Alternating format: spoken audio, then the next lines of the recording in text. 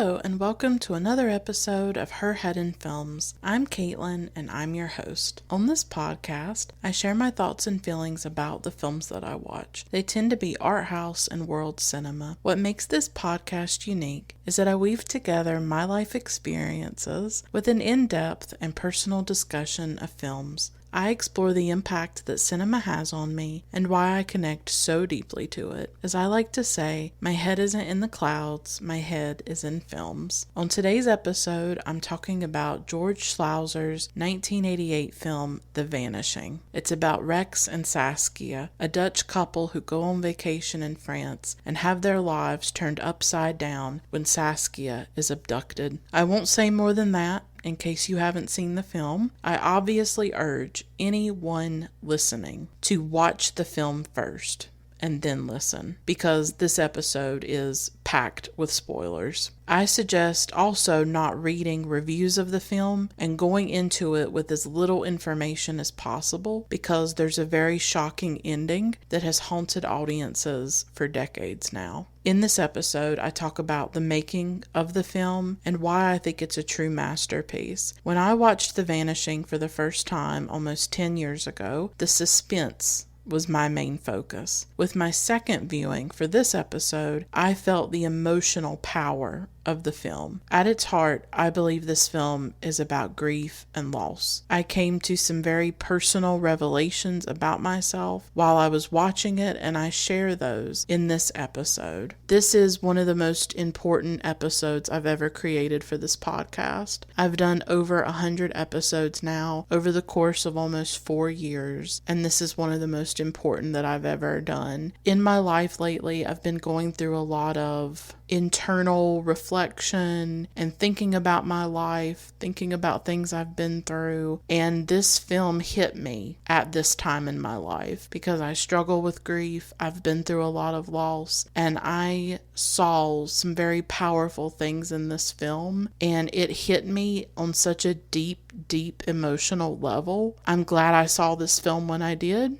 I share everything that it made me feel and how it affected me in this episode. It's deeply personal, it's raw, but there was a lot that I needed to say and that I needed to share. This film has absolutely affected my life in a very deep way. So I hope that you like this episode. If you'd like to support the work I'm doing, please consider becoming a patron on Patreon. You can access extra episodes, vote in polls, and much more. Go to patreon.com/herheadinfilms for more information. That's patreon.com/herheadinfilms. You can also review the podcast on iTunes. Please give me 5 stars. Tell your friends and followers about Her Head in Films. Or you could follow me on social media and interact with me on there in a positive way. I'm on Facebook, Instagram, Tumblr, and Twitter. There are links to all my social media accounts on the show notes of each episode. I won't go on. Here is my episode about George Sluizer's 1988 film, The Vanishing.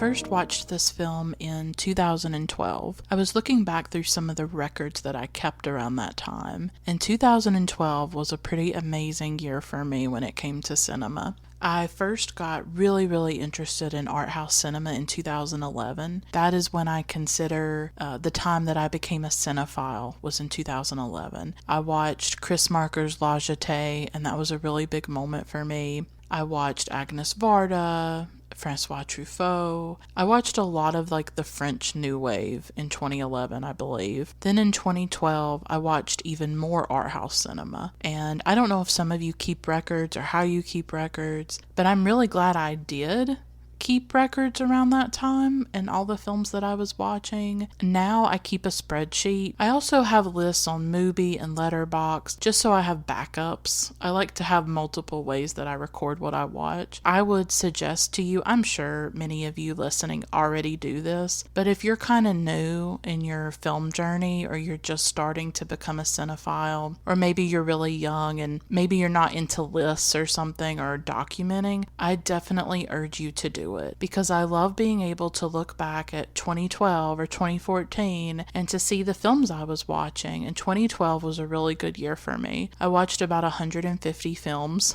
That was a lot. I became a maniac with cinema. I was watching so many films. I was in college at the time, and my nights were filled with cinema and my obsession with movies. And this was one of the films that I watched that year, The Vanishing. I watched a lot of Criterion Collection films that year as well. I watched this film 8 years ago. It's 2020 as I record this. What a year it's been, right, with the COVID-19 pandemic. Actually, this year, I have been revisiting a lot of films that I watched years ago, like 8 years ago. I've done quite a few episodes like that. So I saw The Vanishing, and of course, I loved this film the first time I saw it. It's deeply disturbing. It's a deeply haunting film as well. But I think that revisiting it 8 years later now, and of course I knew the ending. The first time you watch it, I think this is a really interesting film when it comes to rewatching it, because the first time you watch it, and I'm going to talk about this as I talk about the film as well, the first time you watch it, it is so suspenseful. The first time you watch it, you have no idea what's happening, what's coming, how everything is going to come together at the end. You don't know what's important and what's not important.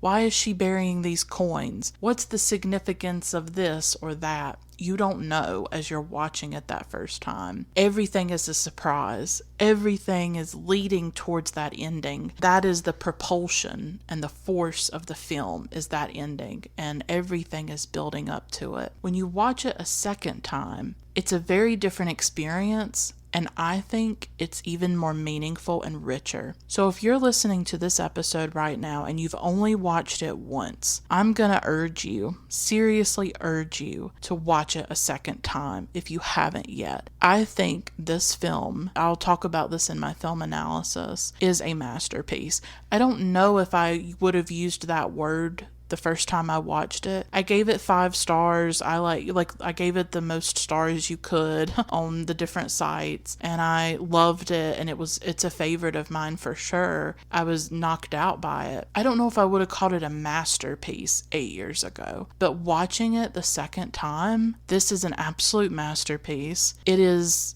perfection, almost, I think. I don't know how other people feel about it. I think what's amazing is that even when you take away the suspense of the film, because the first time you watch it, it's all about the suspense. It's all about what it's building to at the end. Well, with the second viewing, you don't have that. I know exactly what happens to Saskia. Not exactly. We don't know how she died. We have to take the word of the killer, right? And I know what happens to Rex. I know everything that happens. I had forgotten a few things, but I knew what was coming. I knew what was going to happen. What you have in the second viewing is a deeply emotional experience, and it was for me. And what came to the surface for me with this second viewing was how loss and grief and obsession and the need to know what happened to somebody that you loved, that's what came to the surface for me. This film was actually really emotional for me, which is rare when it comes to a scary film or a thriller film. I mean, sometimes you'll come across scary films that have that aspect to it, that emotional element. Not always. So you take away the suspense of the film and it still holds up. That's what I think makes it a masterpiece for me. And I'll dig into all this as I go deeper into the film. I am going very deep into this film. I didn't expect this when I chose it. When I chose to do an episode about it. I hadn't seen it for 8 years, knew I loved it, knew it was powerful, knew it was a great film, so I had no doubt I was going to like it and enjoy this episode. Rewatched it the other night and had such an emotional experience with it, and so many feelings that came through me as I watched it, and it really shocked me. I didn't know that would happen, and I was like, I have to talk about this film in depth. So I knew I was going to like doing this episode. I knew I was going to like talking about this film, but I didn't realize what a deep emotional experience it was going to be, and how much I just want to dig in and talk about it and just dissect this film. Like, that's what I want to do. That's what these episodes are. I mean, I feel like these episodes are kind of for like hardcore people who just want to really go deeply into films and you want to hear my thoughts about them. We're going into it. We are going into this film very deeply, talking about everything we can about it. That's what we are doing. And I don't know why I'm talking about myself in the third person. I am going to do all of that. I just wanted to urge you, if you've only seen the film once, you're missing something. I think you are missing the emotional part of the film that emerges and blossoms when you watch it the second time. Because this film, to me, everybody talks about the killer. This film is about Rex for me. And Rex just fascinated me to no end. And I will talk about all this as I get into the film. First, I just wanted to give a little bit of background information. I'm not going to make this very long. There wasn't that much.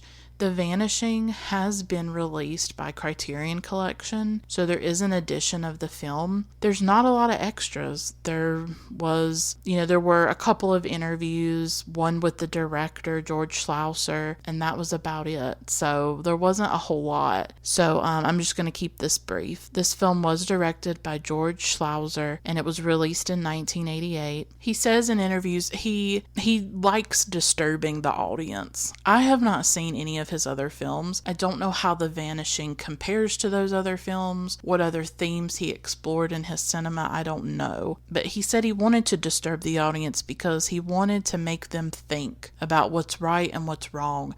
And I do think there is a moral element to the film. I don't think it's focusing on a killer just to focus on something exploitative or some kind of spectacle. It's not trying to glorify a killer.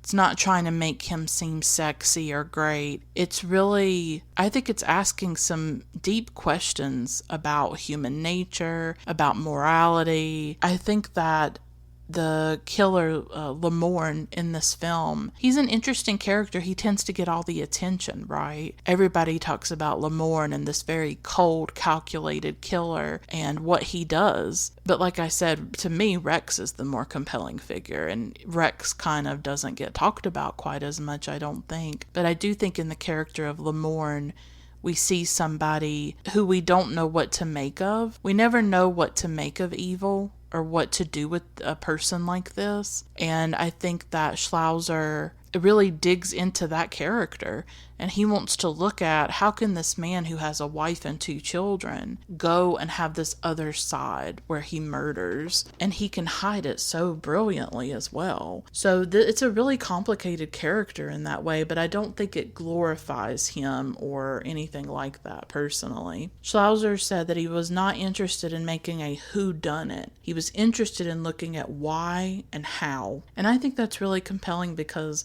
so many films are about who did it, who's the killer. That's not what this film is about. We know who the killer is pretty early in the film. We see him, and I think Sluizer is more interested in other questions. The film's not just about the murder, it's also about this couple. It's about a young love. It's about grief. It's about obsession. It's about evil, obviously, in the character of Lamorne. It's just about so many different things. It's not just about the murder, although the murder is important, or the more like the disappearance. I guess that would be a more accurate thing to say. The murder of Rex and the disappearance of Saskia. We know he probably murdered Saskia, but we never see that, and we never know for sure how he killed her, even though he says that Rex is going to experience what Saskia experienced. And she most likely was killed the same way that Rex was. But he's unreliable, and we can't trust anything that he says. This film is actually based on a book by the same name, and that book was written by Tim Crabbe. Sluizer had previously adapted one of Tim's books. He read The Vanishing as it was being written, which is kind of interesting, and he bought the rights immediately and wanted to make the film. At first, the writer of the novel also wrote a screenplay, but Sluizer didn't like it, and the two of them were in a lot of conflict trying to write the screenplay. Sometimes that happens. Sluizer, as a director, I think is going to understand a bit more what's necessary to create a film out of the material, because a book is very different from a film. But they clashed a lot, and Sluizer eventually just finished the screenplay on his own, and that really enraged Tim Crabbe. Like, he did not like that at all. And it affected their relationship for a long time. The murderer was originally supposed to be played by Jean-Louis Trintignant, which is really interesting to think about, but he was busy doing something else. He's a very legendary actor. Johanna Terstig had not done a film before. This was her very first film. She was recommended to Sluizer by somebody that saw her in like a student play, and she looked a lot like Schleizer's daughter. He liked her freckles. He liked her hair. She dyed it a bit more red, so she kind of is strawberry blonde in the film. And he liked her hair, he liked her freckles, he liked the way she looked. And this was her very first film. And she made this elaborate backstory about Saskia. She was really dedicated to the role. She did have some issues on set with Bernard Pierre Donadieu, who plays Raymond Lamorne the killer. He was quite difficult to work with, and she almost left the film because of it. It was such a difficult working environment and difficult experience working with him. But Sluizer, I think, had a talking with Donadieu and got him to change and got him to behave better towards her. This was her first film. She was very insecure. She was worried. It was just a new experience for her, and she needed that encouragement. Sluizer himself said that he doesn't think in terms of black and white. He always thinks in terms of gray. And he said in an interview that he thinks anybody is capable of good and bad. So I don't even think that he sees Lamorne as totally bad and then Rex as totally good. He tried to show these characters in shades of gray. That's the thing I think with Lamorne. He's not even black and white, right? Like, so he kills Saskia and Rex, but then look how loving he is towards his family. Or think of when later on he saves the child who's drowning. He is also a complex character, and I don't think we know what to make of that. And then Rex has a pretty disturbing moment in the tunnel that I'll talk about in my film analysis that shows a dark side of him that we don't expect. So all of these characters are really complex and complicated. I think that makes the film stronger. We're not given saintly characters. Saskia and Rex are not saintly. They're not perfect and pure. They're complicated figures as well. At first, this film had a really difficult time getting distributed. Sluizer could not find a distributor for it. Nobody was interested in it, which shocks me. I wonder if people didn't know what to make of it, because it does feel unconventional to me because of the way everything builds up to that ending, and the ending is deeply disturbing. I'm sure. It took a really long time for him to find a distributor. Eventually, the film was shown at the Sydney Film Festival. The Audience Award was given to it, and people just went crazy over it. And that's when the life of this film really started. Stanley Kubrick was a huge fan of this film. He was just obsessed with it. And Sluizer talks about how Kubrick would call him up and talk about the film. He saw it many, many times and just would call up Sluizer and go into detail, dissect the film. He was obsessed with it for a long time. And according to Sluizer, Kubrick said this was the most terrifying film he had ever seen. So that's according to Sluizer. This was the most terrifying film that Stanley Kubrick ever saw in his life. I think that's pretty compelling and very powerful. It's one of the most terrifying films that I have seen. I have an episode about the most terrifying film I have ever watched, and that film is Testament by Lynn Lipman. And you can listen to that episode. It'll be linked in the show notes. That, to me, personally, is the most frightening film I've ever watched in my life. This one is a close second, probably, or at least in the top 3 or top 5. This is absolutely a terrifying film on every level, and I think for a lot of people, it is the most terrifying that they've ever watched. It taps into a lot of fears. So now I'm going to get into my film analysis, and I'm just going to go through this film and very in-depth talk about different things about it. The way I wanted to structure this episode is by the characters themselves and their relationships. And it'll also follow the chronology of the film pretty well. So I want to talk about, for instance, at the beginning, Rex and Saskia together. Then there's a section of the film that is just about Raymond Lamorne. Then there is the section where Rex is on his own or with his girlfriend, and he's living his life without Saskia, and he's haunted by her death. And then later on in the film, it's Raymond Lamorne and Rex together. That's what's really interesting to me, is that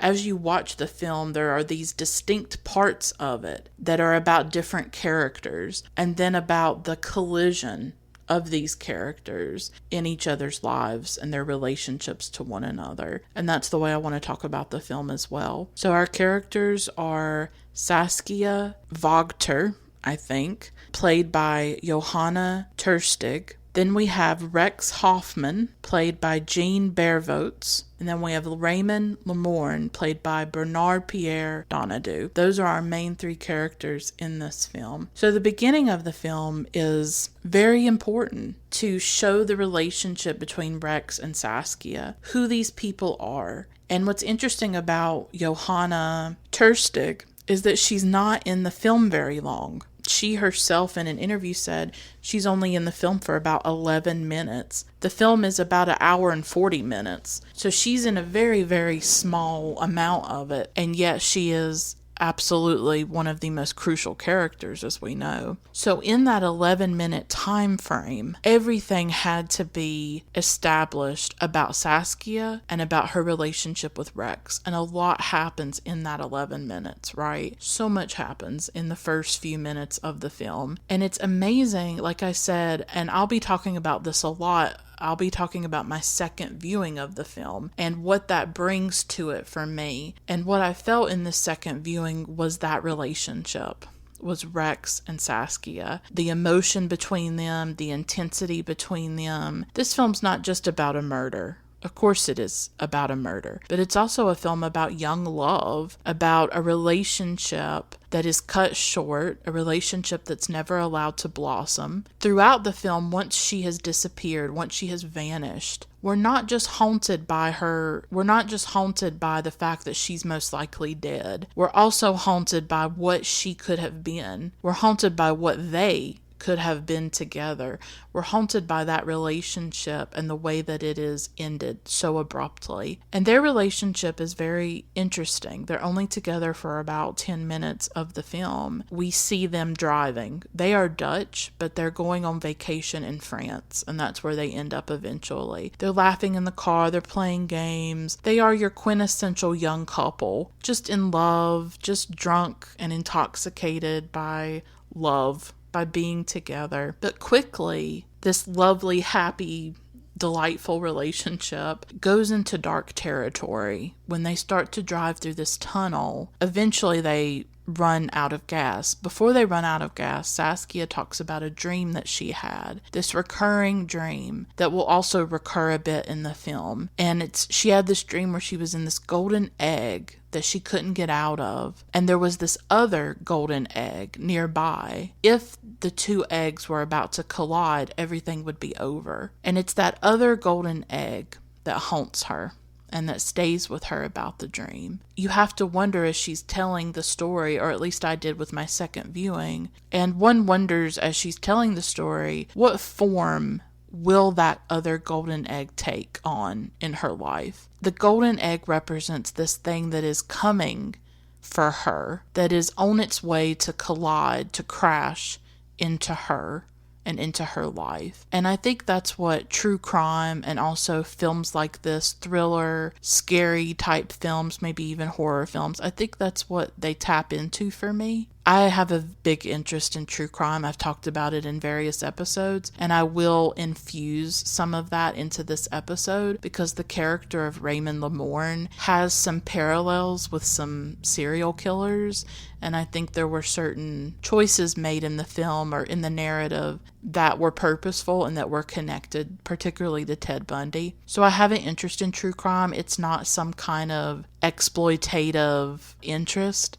I mean, I'm just genuinely interested in the trauma and the pain that is caused to victims and to people who go through that, especially women in particular. And it's just been an interest of mine. I used to watch forensic shows when I was a kid. When I was growing up in the 1990s, I would watch Forensic Files and Unsolved Mysteries, City Confidential, American Justice, a lot of stuff that came on the A&E network at that time. And I just grew up on these shows. I still watch them. I'm not ashamed to say that. I just have an interest in true crime. It's just part of my life. I'm not some kind of web sleuth or anything like that, but I watch shows about it. So I think that true crime and also scary films like this tap into certain fears for me personally. The fear that my life will collide with someone else's, and that someone that I don't know could take my life or the life of someone I love, and I would have no control over it. I think that's a general fear of mine, not just with true crime, but that any stranger could just come out of nowhere and abruptly affect my life in a really terrifying way. Could hurt me, or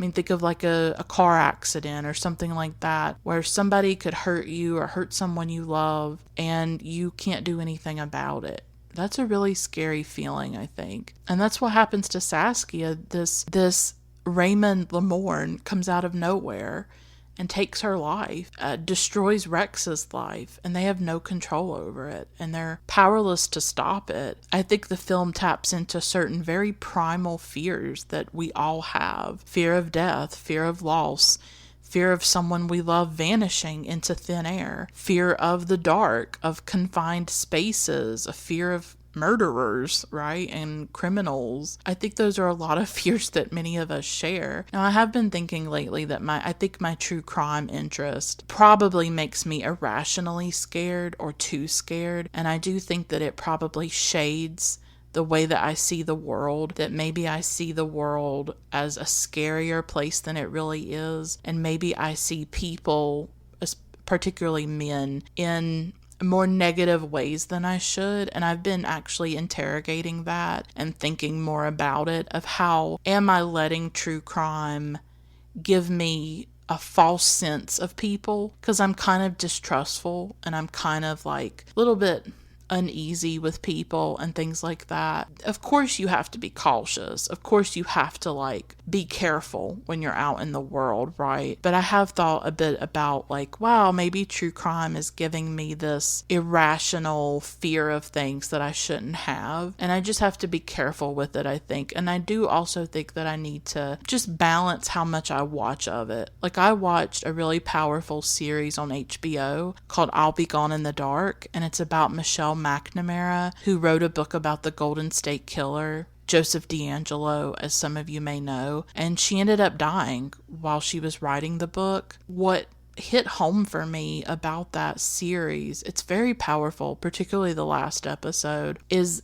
the way that it's not just about the Golden State Killer. It's about the writing of the book. It's about Michelle's interest in true crime. It's about the victims. But it's also about one woman's obsession and the toll of that obsession. Michelle McNamara's obsession was the Golden State Killer, was knowing who he was, unmasking him, and also telling the story of the victims. And if you think about it, Rex in this film has a very deep obsession. He not only wants to know who did it, who took Saskia from him, he wants to know how she died. He has this very deep need and this obsession to know. And I saw that kind of in Michelle McNamara too, of this need to know who the Golden State Killer was. And she paid the price for it. It took a toll on her emotionally and psychologically, because her death was related to drug abuse. And it's possible she was dependent on these drugs because of the darkness that she was entering. Looking at crime scene photos, reading the stories of the victims, right? All of that may have taken a toll on her, and she may have needed some kind of escape from that. I know she was having nightmares. So what that series did for me was make me step back and think about, wow, how much am I watching of this? I need to make sure that I'm not going overboard,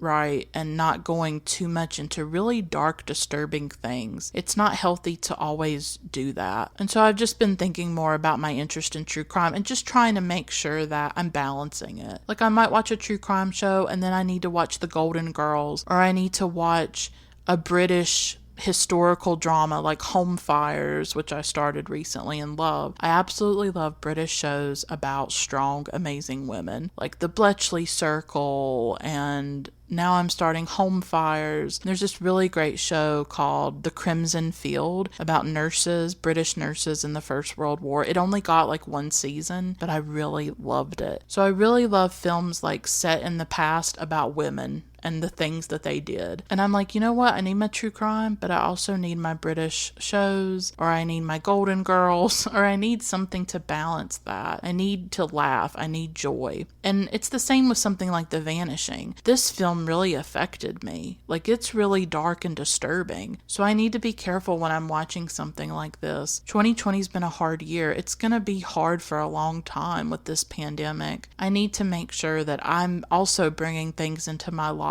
that have joy in them and have good things and positive things, because you don't want to stay in that darkness for a really long time. So the film taps into a lot of these fears. Saskia and Rex go into this tunnel. It runs out of gas. She gets really upset because she had told him to get the gas. He didn't listen to her, and she starts to get really upset because they're in a dark tunnel. There are vehicles that are going to be going through the tunnel that are not going to see them, and they could get hit in the process, and it could kill them. And she's desperately searching for a flashlight when she's in the car, and she's really starting to just have a breakdown almost. She's crying and all of this, and he decides in that moment that he's just going to leave her. He's going to leave her in the car. And he starts to walk out of the tunnel to go get gas. He just abandons her in this very dangerous situation when she's terrified. He shows very little concern for her in that moment. And to me, this felt like a turning point in the relationship. It was so jarring, too, how we had just seen them laughing and in love. And then now he's just abandoning her. She's just screaming as he walks away, just screaming at him, just crying and sobbing. And there's like this little smile that appears on his face as he's leaving her. And it sent a chill down my spine to see that. It was so heartless and callous and cruel. And I think it does speak to the cruelty that we can show to one another sometimes. None of us are perfect. We have moments that we're not proud of, and this is one for Rex. I was really shocked by it, but I like that Sluizer included it, because I think it could also help explain Rex's guilt and what he feels regarding Saskia. That the last day they were together, this happened. That just a few hours before she was taken, he did this to her. And he treated her like this. And I do have to wonder if it explains some of his obsession about it. He returns with the gasoline, and there's this scene where he's driving through the tunnel. She has left the tunnel. She finally found the flashlight. He has the gasoline, and he gets in the car, and he's driving out of the tunnel. And he goes into the daylight, and there she is in the daylight, holding the flashlight. And she has to get back in the car with him after this has happened. I felt like this was a breaking point for the relationship. I almost felt like, how does the relationship even go on after this moment? It's a moment that I think a lot of people have experienced. It's that moment when you can't go back. You can't see a person the same way again. You see how different they are from you. Maybe that you're not compatible, or you don't have enough in common, or you just can't make it work. And I do think that this fight does make him feel more guilty when she goes missing. Maybe he even feels more responsible. There's a lot of subtle stuff going on in this film, and that relationship has a lot of subtlety. It's like when Rex leaves her, it's almost like that moment when someone we thought we knew becomes a stranger, and you glimpse some kind of darkness in them that is uncontrollable and terrifying. And so it's so interesting to me that in this film we see people in such shades of gray, where we see a murderer like Lamorne doing something heroic when he saves a child from drowning. And then we see a fundamentally good person like Rex do something really cruel and callous to Saskia. We see all of that. We see all of that nuance in these characters. They do it in like a few minutes. They did this within 10 minutes of the film. They showed all these shades of this relationship between Saskia and Rex. The love that they have for each other, but also the anger that's there as well. And she's crying in the car when she gets in. And when they drive into this certain part of France, they unknowingly drive past Raymond Lamorne. That's how I interpreted it. It's like they drive past and then we see Lamorne in his vehicle. He's in his car putting on that fake cast. This is a ruse that I'm sure many of you know that Ted Bundy used to put his victims at ease and to not raise suspicions that he was dangerous. This is how he would lure women. He would have a cast usually on his arm and he would ask them, can you help me? I need help getting something into my car. And because he was injured, it put these women at ease and they didn't feel as scared of him. They wanted to help him and he was preying on people's good nature, people wanting to help other people, and particularly women. And he was preying on that goodness in these women, which is so tragic in my opinion. Lamorne is the other golden egg. He is the thing that is about to smash into their lives shortly, and they don't even know it when they drive past his vehicle. They stop at the gas station. This is the scene of the vanishing, right? This is where the vanishing occurs, the abduction occurs. It's a very crowded place, and I think Sluizer said he did that on purpose. He wanted it to be crowded. He wanted it to be chaotic. And of course, the crowd is what gives you a sense of safety. You think, oh, there's no way that anything bad could happen here. There's all these people around who would see it. But that's not what happens. When Saskia goes missing, nobody sees anything. They don't notice anything at all. And this reminded me of something that happened in the state where I live. A young woman was abducted at a gas station and she was eventually murdered. And this story has always haunted me because every day people go to gas stations. And I remember years ago a girl was abducted at Target. And this was when I was pretty young. I don't know if I was still in school or not, like high school. Maybe it was later when I was in college. She got abducted at a Target, and I just always remembered that because people go to Target every day.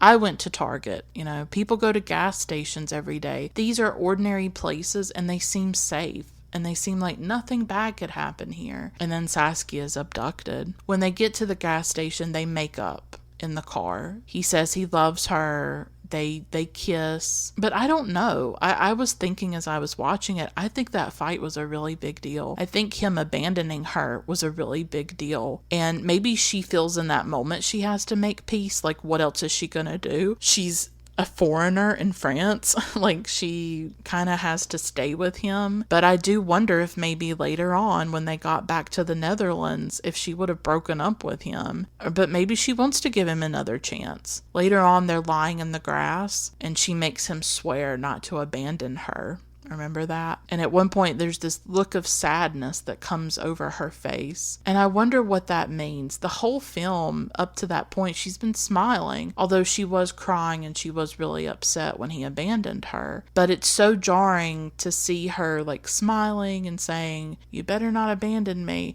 And then all of a sudden her face just goes so sad. It's like, what is she feeling in that moment? That they won't make it? That they'll break up later on? Or maybe she has this feeling that something bad's about to happen. I don't know. But there was something in that moment, like what happened to her face, that made me wonder. The relationship in this film is not idealized. That's also what I like about it. It doesn't show a perfect young couple. It shows them fighting. It shows them upset at each other, angry, doing hurtful things, mainly him to her. It's not idealized, but in Rex's mind, later on, it is idealized. I think when he thinks about Saskia and that relationship, he only sees it through like rose-colored glasses. And he probably thinks they would have gotten married and had children and been together the rest of their lives. And I think the film asks us as viewers to think, maybe not. Maybe she would have left him or broken up with him. We don't know. So the film shows it in a more complex way. She goes into the gas station to get the drink and he never sees her again. That's what happens at the beginning of the film. Later on in the film, we know what happened in the gas station. But at the beginning, we don't see any of it. We only see Rex walking around trying to find her. So it's this nightmare that has come to life, to just never see someone again and never know what happened to them. That's the terror of this film. You could be talking to someone one minute, the way Rex is to Saskia, and then the next minute they've disappeared. And it happens in a crowded place too, where one should be safe and seen. It happens within minutes. It's very sudden. It's very jarring. It's very shocking. And there is something deeply frightening about a person disappearing without a trace. I remember when I was young, my mom and I went to a department store at the mall. And I'll never forget this. Somehow we got separated. And I didn't know where she was. I was just wandering around this department store by myself. It's so strange, the things we remember. And she couldn't find me. And I think she was pretty frantic about it. I think she told me that later, that it had never happened before where she lost sight of me, right? Where she lost me, basically. And imagine that fear, that you have lost a being, a person that you are responsible for. And I think in a way Rex feels responsible for Saskia. It's his girlfriend. He's her boyfriend. He's supposed to be her protector, right? And he loses her. Like my mom lost me in that department store. Eventually, I think I heard my name over the loudspeaker, and I went to somewhere where my mom was, and she was really relieved to find me. But I can just imagine the fear that she must have felt. So I think a lot of people live with the fear of someone they love vanishing in that way. And I do watch things about it, like because of my interest in true crime. I do watch shows about people who have vanished and their families don't know what happened to them. There's a show called Disappeared that used to come on. I don't know if they're doing new episodes of it, but it came on the Investigation Discovery Channel, and it was about people who disappeared and nobody had seen them. And sometimes when you watch old episodes of Unsolved Mysteries with Robert Stack, one of my favorite shows, I love Robert Stack, they will talk about cases of people who have vanished and they were never found, and the families never know what happened to them. And I would imagine that you realize how large the world is. There's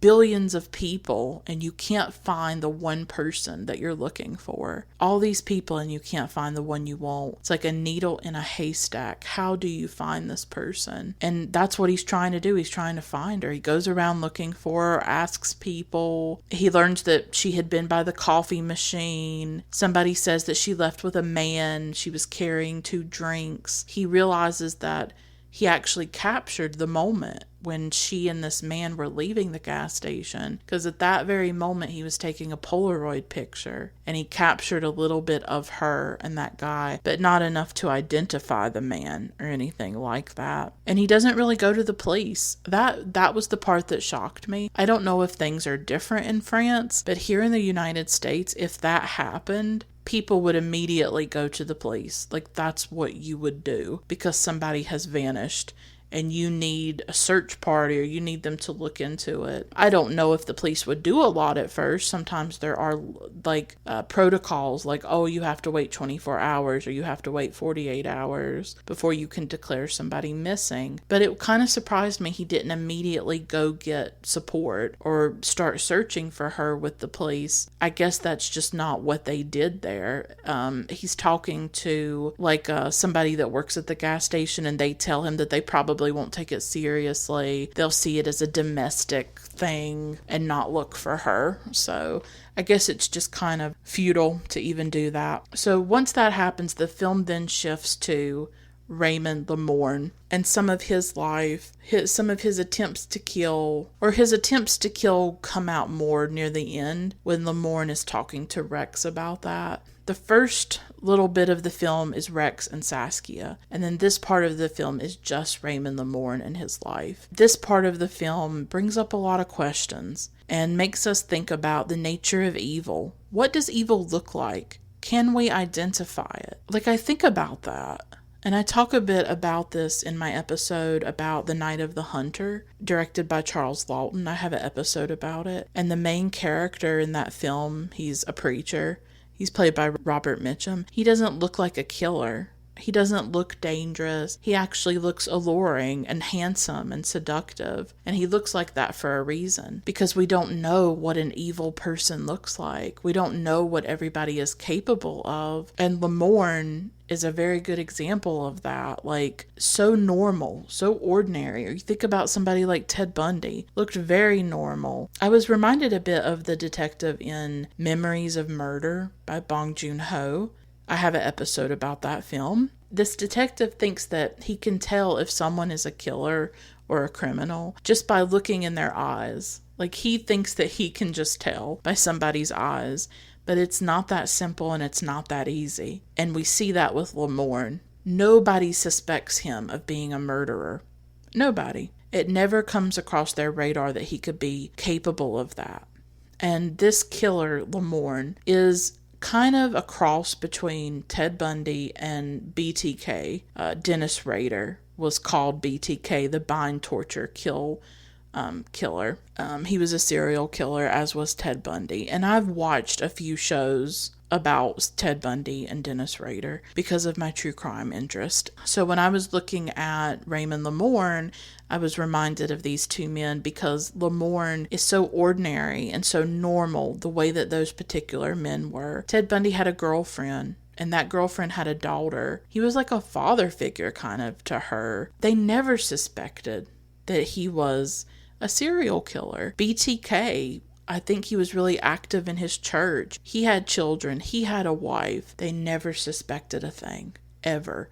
Lamorne is able to blend in. And I think killers like this are always the most terrifying because you can't tell what they are. You can't see the darkness because they hide it so well. When The Vanishing was made, Ted Bundy would have been known about. Ted Bundy was actually still alive. I don't think he was executed until 1989. BTK had not been caught yet. Dennis Rader was not caught, I think, until the early 2000s. So they wouldn't have even known about him, but in hindsight, Lamorne is very similar to really any of these killers who have very normal lives where they blend in so well. We see Lamorne with his wife and children. They've bought this house in the countryside. It's like a vacation home that he goes to a lot. We just see these ordinary moments, like they're sitting eating dinner. He puts like spiders in a drawer, right? And the daughter opens the drawer and they have this screaming match outside, like they're just screaming. And then later on, he asks a neighbor, "Did you hear some screaming over on my property?"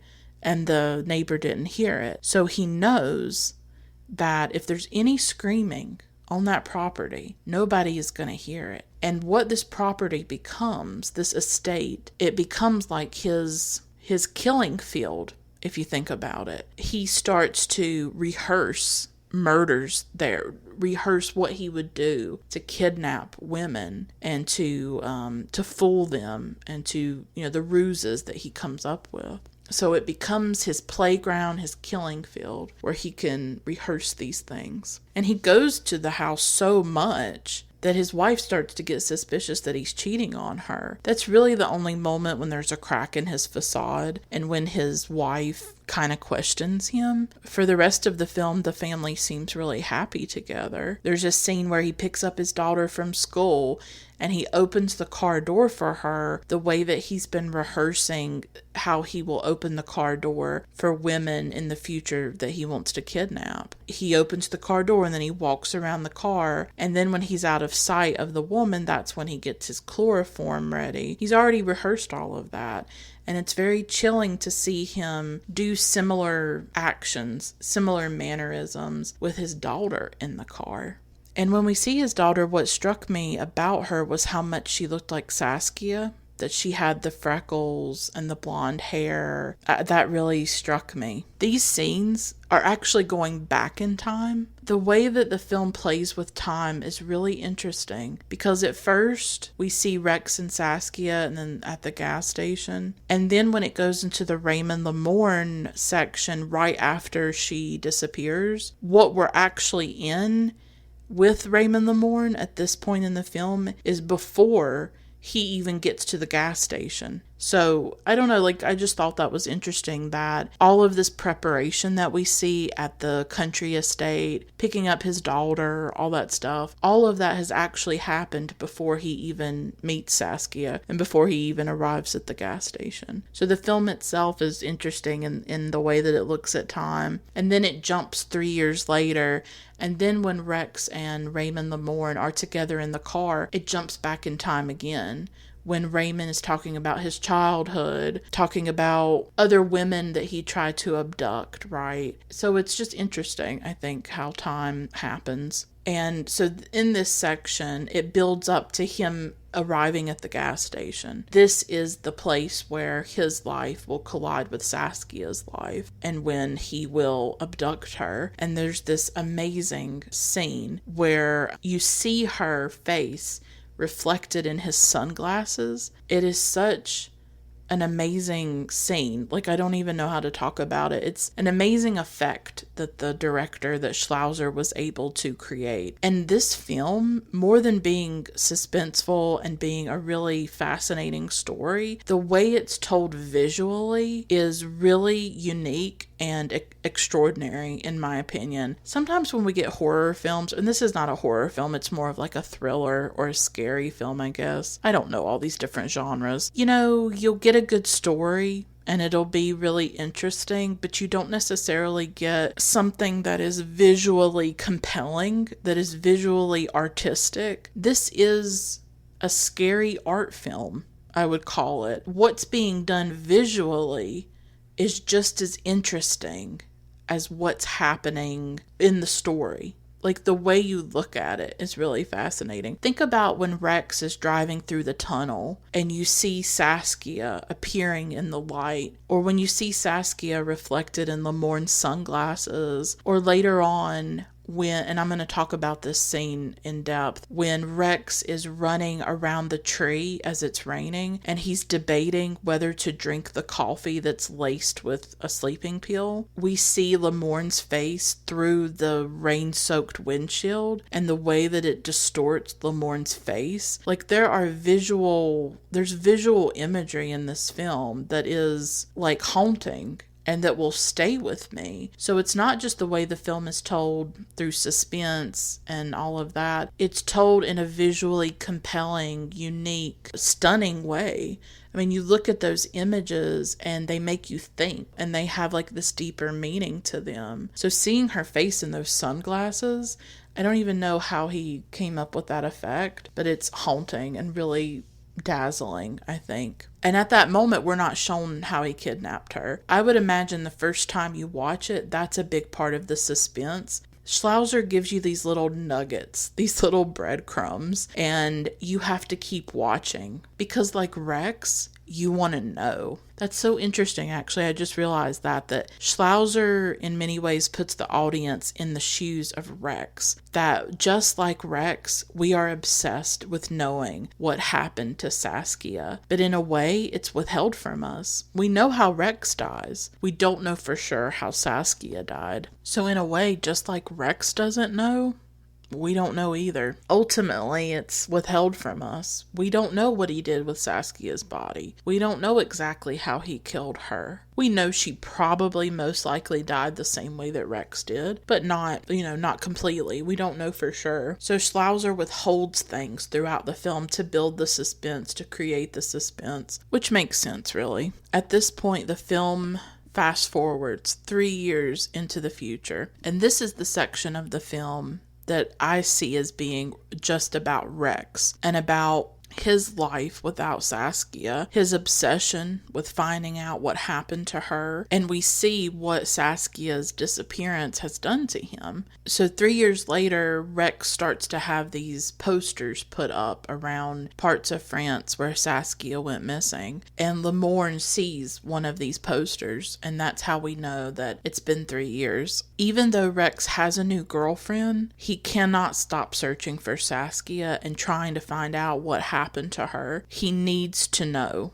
He needs to know. In his mind, she could even be alive. He doesn't know for sure that she was kidnapped. He doesn't know if she just walked away from her life. The chances of that are pretty slim, right? But it's possible that she could be alive. He doesn't know. And Sluizer said something very interesting in an interview. He said that Saskia, the absent girl, I think he called her the absent girl, is more powerful than the present girl. And the present girl would be Rex's current girlfriend, who is beautiful and lovely and even accompanies him on his searches for Saskia, his search for the killer. But Saskia is always central. She is always the one that he thinks about and that he cares about. And her absence is more powerful than the presence of this new girlfriend. We also find out that Lamorne has been contacting Rex, that he's been sending him postcards to meet at different places, and we see Rex go to this cafe, and he thinks that he might meet the killer. That's the postcard that he's received. Rex and his girlfriend go to this cafe. They take photos and things like that. This is the 5th time that Rex has done this. And so we realize that there's also a cat and mouse game going on between Lamorne and Rex, between these two men, and that Rex can't stop. He can't get out of that game. He's got to go. When he gets a postcard, he's got to go. Just like he goes to that cafe. And at one point, Lamorne actually sits near him. He sits near him at the cafe. And I think there's another scene where he's like on a balcony looking at Rex. And Rex doesn't even know it. He has no idea how close Lamorne is to him. The girlfriend even tries to warn Rex. Her words are going to fall on deaf ears. He can't stop. He can't resist the need to know. He can't resist playing the game in the hopes that he will know and that he will learn. This is when we realize he has an obsession, that it has absolutely become an obsession. And it doesn't always happen with people. There are people who lose those they love, who disappear, and they never know what happened to them. And they don't necessarily get obsessed with it. They find ways to live with it. They find ways to move forward in their lives. And they may still search for that loved one. They may still go on Unsolved Mysteries or some kind of show, or they might participate in a book or a documentary. It's not that they give up. It's just that 20 years have passed and they've done everything they can. And Rex takes it to another level and he can't let it go. It is an obsession. And he even tells his girlfriend that he wishes he could go back 3 years to that gas station. I think he's trapped in that moment of her disappearance. He's trapped in it. And I think he feels like he should have protected her and he couldn't. So I think he feels responsible. And I also think that that fight that they had and the way that he abandoned her haunts him as well. That just a little while before her death, he did that to her. Because in that moment in the tunnel, he didn't protect her either. She was scared. She was crying for him, sobbing for him, yelling out his name, and he just kept walking away. He didn't go back. He didn't save her. He didn't help her. He didn't comfort or console her. He just left her and abandoned her. She could have got hurt in that moment. She could have got abducted at that moment. I bet like the first time I watched the film, I bet that was the scene where I thought she would be abducted. I bet that happens to a lot of viewers where you think, oh, she's in a dark tunnel. Somebody could come along and just take her while he's gone. But Sluizer kind of plays with us a little bit like, no, it's not. She doesn't get abducted in the dark tunnel when her boyfriend isn't around. She gets abducted in the crowded gas station and her boyfriend is only a few yards away. He kind of plays with us a little bit with the suspense there. We don't know when she's going to go missing. Because, of course, from the title, you know something's going to happen. Somebody's going to get abducted, most likely her, and you're waiting, I think, that first time. Like, when is it going to happen? When's she going to get taken? But when you watch the second time, you're able to focus more on the nuances of the relationship between the two of them. And with Rex, I found myself focusing more on his processing of this trauma, his processing of her disappearance and the grief and what he felt about that. There's a moment when his girlfriend walks away and he runs after her. And it made me think, like, I bet when he's with his girlfriend, he watches her all the time. Like, I bet he is wondering what could happen to her at all times. I would imagine that like an experience like that would always have you on edge. Like when someone you love disappears, I wonder if there's that fear that it'll happen again. I really feel like at its heart, this film is about loss. It is about loss and grief. And that was something that I hit on immediately, because that's a big subject and a big theme in my own loss and in my own life is grief and loss because of what I've been through. Because I lost my father when I was a teenager. He passed away in 2006 and I was only 16 years old at the time. His death has just haunted me and tormented me almost 15 years now. It's made it hard for me to move on. It's made it hard for me to live. I was so traumatized by it, and it was so inconceivable and unthinkable that it would happen. I mean, if you think about it, death is the ultimate vanishing. That a person who is in your life day after day, like for me it was my dad, day after day, there for 16 years, and then one day he's just not there. One day he isn't alive. Now, yes, I knew how he died. I was able to bury him. People who have loved ones who disappear, who literally disappear, they never know. They don't have a grave. They don't have a body.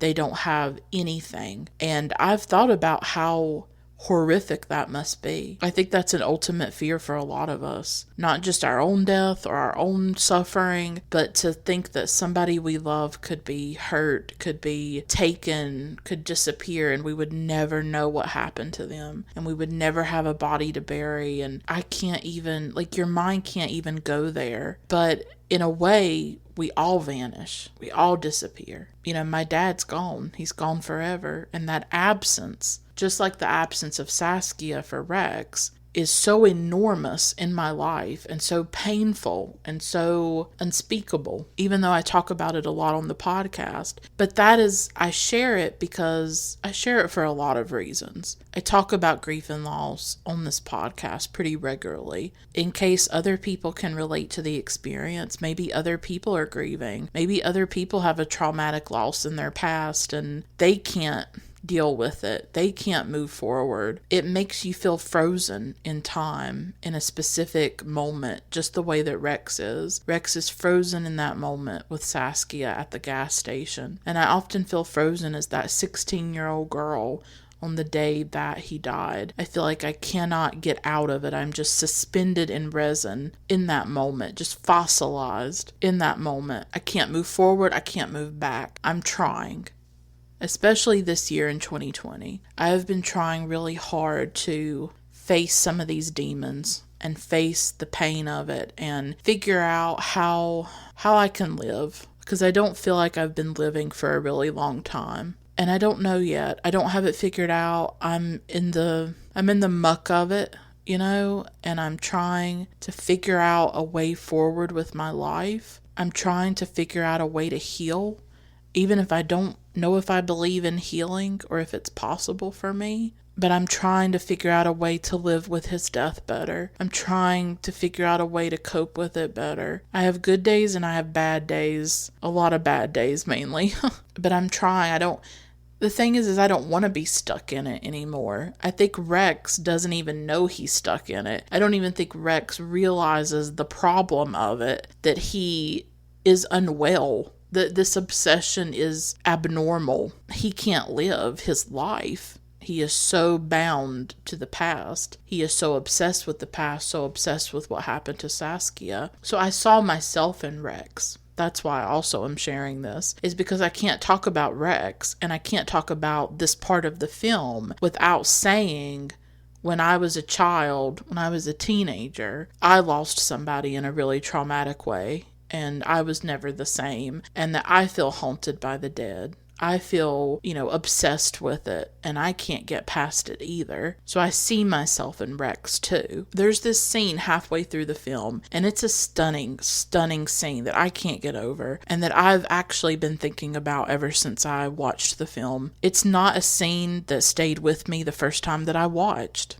This is, again, another great example of a second viewing and what it can bring to you. It can bring more richness. It can bring more meaning. It can bring more emotion. This film was so much more emotional than I expected. And the emotion is in Rex. And it's in his relationship to Saskia, his relationship to her memory, and his inability to deal with losing her. He's a grieving man. He is a man in anguish. This performance by Gene Baravotes is extraordinary. I don't know why he doesn't get talked about more when it comes to this film. I think his performance is stunning. He gave so many different nuances in his performance, where one minute he's very loving and romantic and in love with Saskia. The next he's abandoning her in the tunnel. Like, there's this cruelty that comes out. And then the next he's like losing his mind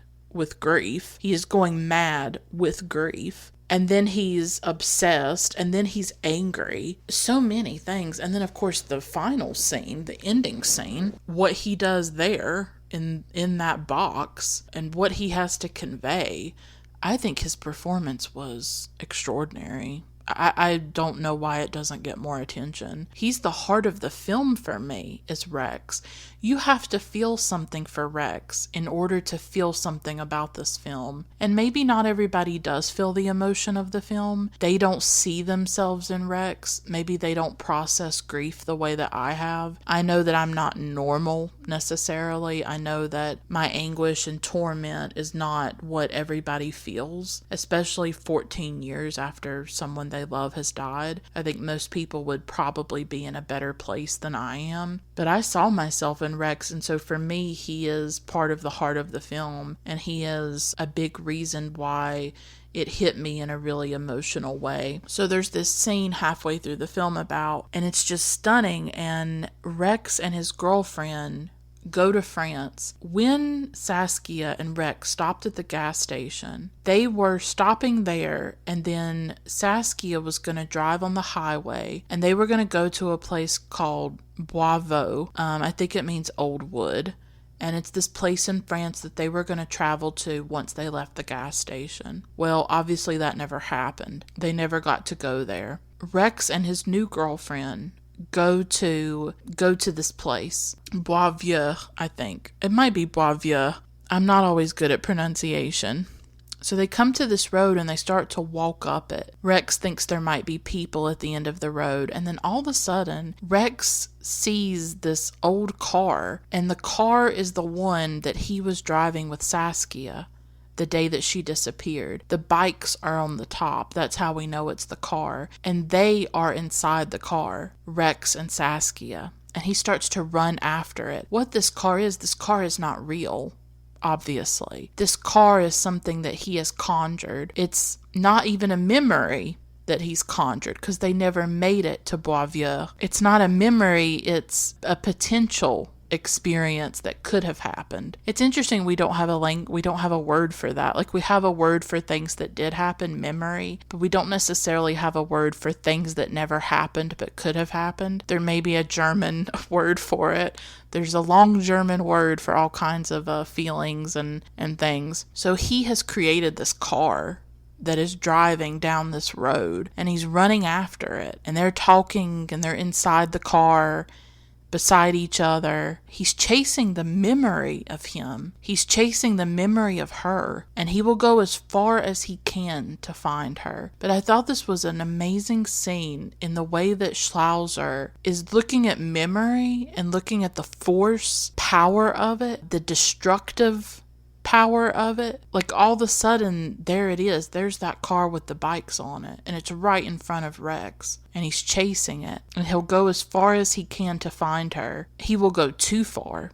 He will go too deep into that darkness, thinking that he can retrieve her or know what she suffered, and it will be his own undoing, his own destruction, and he's heading right for it, right for the collision with Lamorne. Saskia collided with Lamorne, and Rex is about to collide with him too. And a little later in the scene, Rex is lying on the grass after they've walked down the road. There's like this house or something. I think it's like abandoned. And they're just lying on this hill. I think there's this large tree. It looks like a cypress tree. He's lying by it, and he almost goes into this trance or he seems to have a break with reality in that moment. It's like this spasm or seizure, and the girlfriend is like touching his face and trying to break him out of it, break him out of this spell, almost like a spell of memory. And he starts to scream out Saskia's name. And it was such a scene of primal grief that I have rarely seen in my life, and I was very moved by it. I was incredibly moved by it. By him chasing after that car, chasing after that. You can't even call it a memory because it never happened. That car never drove down that road. But he sees them. He remembers them. He remembers himself and Saskia. He remembers what they were. And maybe when you're somebody who's obsessed with the dead or obsessed with the past, that's what you're doing. You're always chasing these memories.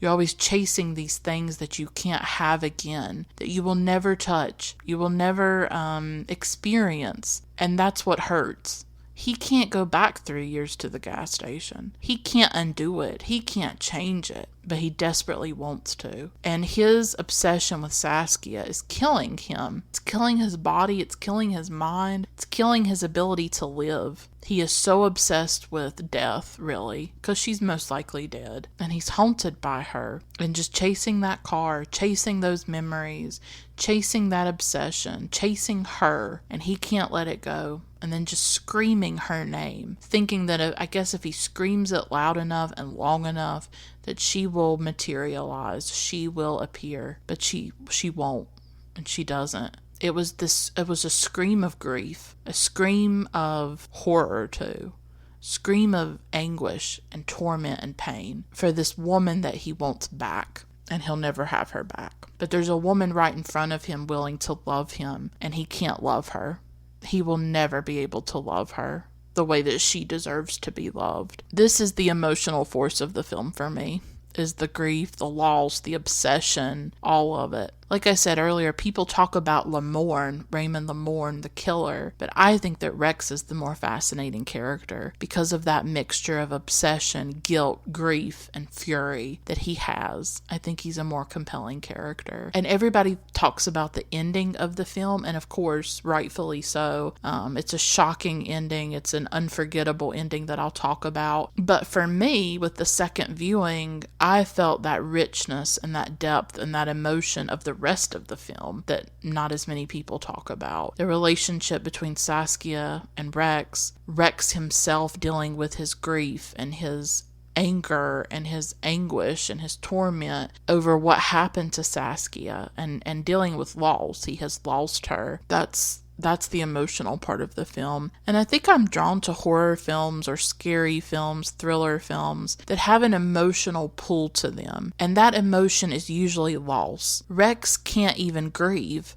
because he doesn't know what happened to Saskia. It reminds me of another film that I covered. I have an episode about called Under the Sand by Francois Ozon, and it stars the magnificent Charlotte Rampling, one of her greatest performances. That is a film in which a woman's husband disappears while they're on vacation at the beach. It's set in France, and she can't accept it. She can't deal with his disappearance. Rex doesn't know what to feel. I think that's why he becomes so obsessed with this search for Saskia and knowing how she died. He can put his focus into that rather than the grief. He doesn't have to think about anything else if he's searching for Saskia. Everything goes into that. And when I saw this scene of him near that cypress tree breaking down, him running after the car, and then everything else that happens in the film, I feel like this film is definitely a masterpiece. That emotional force is something I had forgotten, and maybe I didn't even pick up on it the first time because I was so wrapped up in the suspense of the film. What's going to happen? How does it end? What's going on? That I didn't pay attention to maybe some of these more subtle and emotional moments. So there isn't there is not that suspense in a second viewing necessarily because you know the ending, but there is such a richer experience in revisiting it, noticing the nuances of that relationship, understanding Rex's anguish, seeing the evil of Lamorne. And what is the cost of knowing? We want to know what happened to Saskia. Rex wants to know what happened to Saskia. But what is the cost of knowing? I think that's a big question in this film, beyond just the moral stuff or what does evil look like, what is the nature of evil and violence that maybe we think about with Lamorne. But with Rex, I think a big question is, what is the cost of knowing what happened to Saskia? Because his quest to know is his undoing, and it is his destruction. So for some of this part, we see Rex. Now we see how Rex's life is going to intersect with Lamorne's life. Because one night, Lamorne and his daughters are watching the news when Rex shows up on a program. And he's talking about the 5 times that he was contacted by the killer. And there's even video footage shown at one of the places.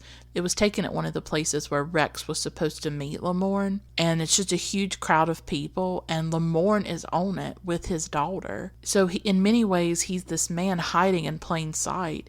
He's right there. He's right there the whole time. He's there at the gas station. He's there at the cafe with Rex. He's right there. And he never notices him. And this is when Rex talks directly to the killer, to Lamorne, saying that he wants to meet him because he wants to know what happened to Saskia. And he says that a few times. I need to know. I need to know. And in this way, when he appears on this program, he's sort of sealing his own fate. He is asking for this. He is asking for contact with Lamorne. And he can't go back once he does that. He can't go back. And of course, all this focus on Saskia means that he can't focus on his current girlfriend. And they eventually break up in the film. He's always consumed by Saskia. And I think many people can relate to that, even if their loved one didn't vanish. That feeling of being haunted by the dead, haunted by those you have lost. And the danger that comes with that. And the way that when you are pulled so much into the past and you can't leave it, you can't let it go to some extent. How can you live in the present? How can you have a rich, fulfilling, meaningful life when you can't live in the life that you have? And I feel that a lot. I feel that pull of the past and that drowning in it and the way that it pulls you under. And I often feel like I can't accept my life. I can't accept what is because I'm always thinking about what was. And I see that in Rex. He can't live. He can't love the woman in front of him, only the woman he violently lost. He has to fight for Saskia. He has to find out what happened to her. For him, Saskia is not in the past. She feels his present too. She feels it. She floods it, and he can't escape it. And that is why he takes these risks. That's why he really puts his life on the line, contacting the killer, asking the killer to contact him. He is entering something that he's not prepared for and that he's not going to know how to handle. And there's this scene where Rex and his girlfriend, his ex-girlfriend, because in this scene they break up, they're watching the program that Rex appeared on. They're watching the footage of it, and there's this photo of Saskia that appears on the screen. In that moment, they're both looking at the screen. They're both looking at Saskia. They're looking at this woman who is in between them and who separates them forever.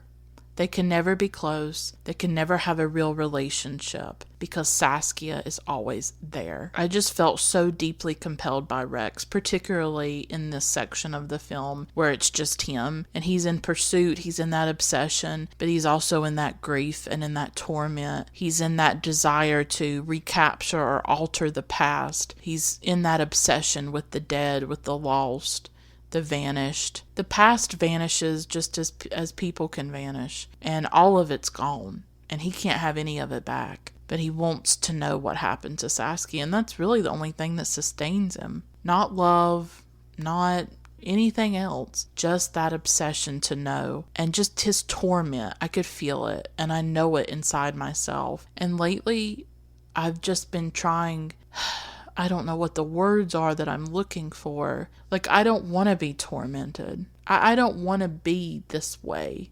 I want to be productive. I want to be alive. I want to feel alive. I want to be happy and joyous. I want love and connection. I want a life. I don't want to be haunted by the past at all times. I don't want to be tormented. I don't want to be in pain and suffering because that has taken such a toll on me. There is a cost to it.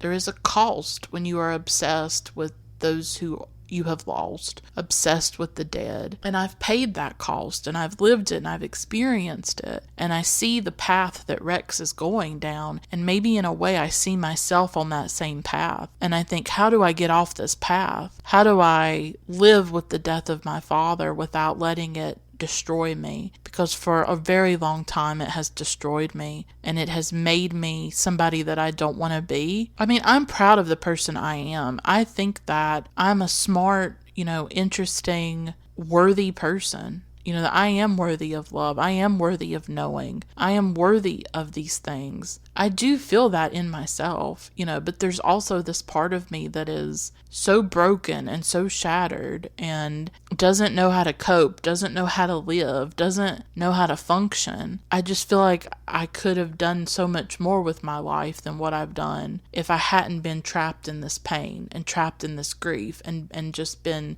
crumbling and falling apart because of the trauma and everything that I've been through. I think Rex in a way is like a warning. He's a warning to me. I think he's a warning to anybody who has an obsession, a dark obsession, something that could hurt them. You're going down a path that could ruin you and could destroy you, and you may come to a point where you can't go back. You can't go back the way that you came. You can't reverse it. When do you get to that point? When are you so far gone? Because Rex is so far gone. Rex can't be saved. He can't be saved by his girlfriend. He can't be saved by anybody because he has to know what happened. So then we come to the part of the film where Rex and Lamorne truly collide, and their lives almost become one in a way. And that's when, as Rex is leaving wherever he was, I don't know if it was an apartment or like a business building, I don't know. Lamorne is there in the parking lot, and he approaches him. He shows Saskia's car keys, and that's how he proves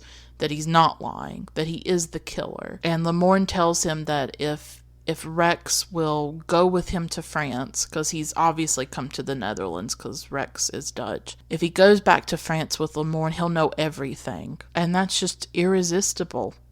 It's an irresistible offer, and it's a seductive deal with the devil. What's fascinating about this is that you would think in that moment, okay, the killer, most likely the killer of your girlfriend is right in front of you. Wouldn't you kill him? Wouldn't you call the police? Like, what would you do? And Rex does attack him physically. That does happen, and that's totally natural and believable. But the thing is that if Rex kills this man, he will not know what happened to Saskia, and that's what protects Lamorne, is that Rex is never going to kill him. He's not going to go to the police because he wants to know, and Lamorne has the power the entire time because Lamorne has the knowledge. Lamorne has the information that Rex wants. So if he turns him in, if he kills him, he'll never know. So he does get into the car with Lamorne, and that pretty much seals his fate as well. He gets in that car because he has to know, even if it kills him too. He has to know. Then there's a point, like, they start driving, and eventually Rex sees Lamorne's passport. He sees Lamorne's name, his address, all of that. So at this point, this seals his fate complete. This seals his death. Lamorne cannot let Rex live because he's going to know too much about him. Rex is really on a journey towards his own death the entire time, but you don't necessarily know that the first time that you watch the film. You don't know what's going to happen to Rex. You don't know. Rex could kill Lamorne, but I think once he sees that passport, there's no way he's coming out of this alive. And they pass the place where they're supposed to check your passports. And Lamorne tells them, if they don't ask for my passport, if they don't ask for our passports, I'll tell you everything. And they don't ask for them. Everything's being put into motion. And when they're in the car, Lamorne opens up a little bit about his life, and he calls himself a sociopath. He talks about when he was a teenager or a kid jumping from a balcony because he wanted to defy the limits. I think that's the thing about Lamorne. He wants to defy the limits of everything. He doesn't want to be ordinary. I don't think he wants to live an ordinary life. He wants to do these diabolical acts. He's obsessed with chemistry and numbers and calculations. He's very logical. The thing is that we never get a real explanation for why Lamorne does this. And this is something that's withheld for any true crime person. I think the thing that we are searching for when we watch shows, documentaries about Ted Bundy, about BTK, about all these different serial killers, the Golden State Killer, we want to know why.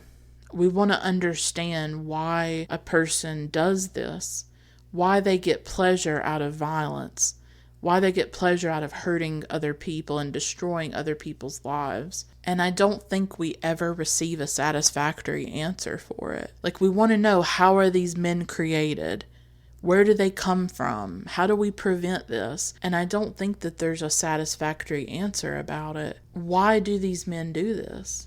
Why? I mean, that's what keeps people going back to Ted Bundy and different people like that. Why? What happened to this person to make them the way that they are? And there's no satisfactory answer in this film either. He jumps from a balcony, right? Like, okay, he just has this personality where he wants to do this. He also talks about how he saved a little girl from drowning. He's with his wife and children. They are near this river, and I think it's a little girl in the river who's drowning, and he jumps in. He talks about how his daughter thought that he was such a hero, and he does this, I think, before he starts murdering, that this experience somehow triggers the murders. Like, maybe he doesn't want to be seen as a saint. He doesn't want to be seen as a hero. Maybe he wants to feel like he's capable of anything, and that he can do things that other people can't do, the way that he jumps from the balcony. Like, I wonder if part of it is the thrill of getting away with it, of doing it and nobody knows that you're doing it. Nobody knows that you're a killer. Like, maybe he got a thrill out of being at that gas station and abducting her in plain sight, right in front of everybody. He has outsmarted everyone. That's part of it too. Like, he's smarter than everybody. He's almost like superhuman. He can do what everybody else can't do. He's special. I mean, maybe that could be part of it. I don't know. I don't really read a lot about, what makes killers into killers. I don't really watch stuff like that. I don't think there's ever a satisfactory answer. But when I saw this about him saving the little girl, I was reminded of Ted Bundy because, and I feel like this might have been inspired by Bundy, because Ted Bundy in 1970 actually saved a child. He saved a little boy who almost drowned. Anne Rule talks about this in her book about Ted Bundy, The Stranger Beside Me, and I was stunned by it when I read it. And 1970 would have been before he was caught and stuff. I was always struck by this story, how a man who had killed so many women was responsible for saving the life of one person. And I've actually thought about that boy. I mean, he would be middle-aged by now, and he wouldn't be alive today if Ted Bundy hadn't saved him. His life is only possible because of Ted Bundy. But Ted Bundy took so many other lives. So many women's lives. I mean, it just stunned me. It still stuns me. And so I thought that was an interesting element to bring to Lamorne. That here is this man who seems ordinary, seems loving, seems kind, has daughters, has a wife, has saved a child, all these things, and then he's also a murderer. And we know that this is real. We know that there are people who seem very ordinary and live ordinary lives, and they are killers. They've done very violent things. There is a way that they compartmentalize.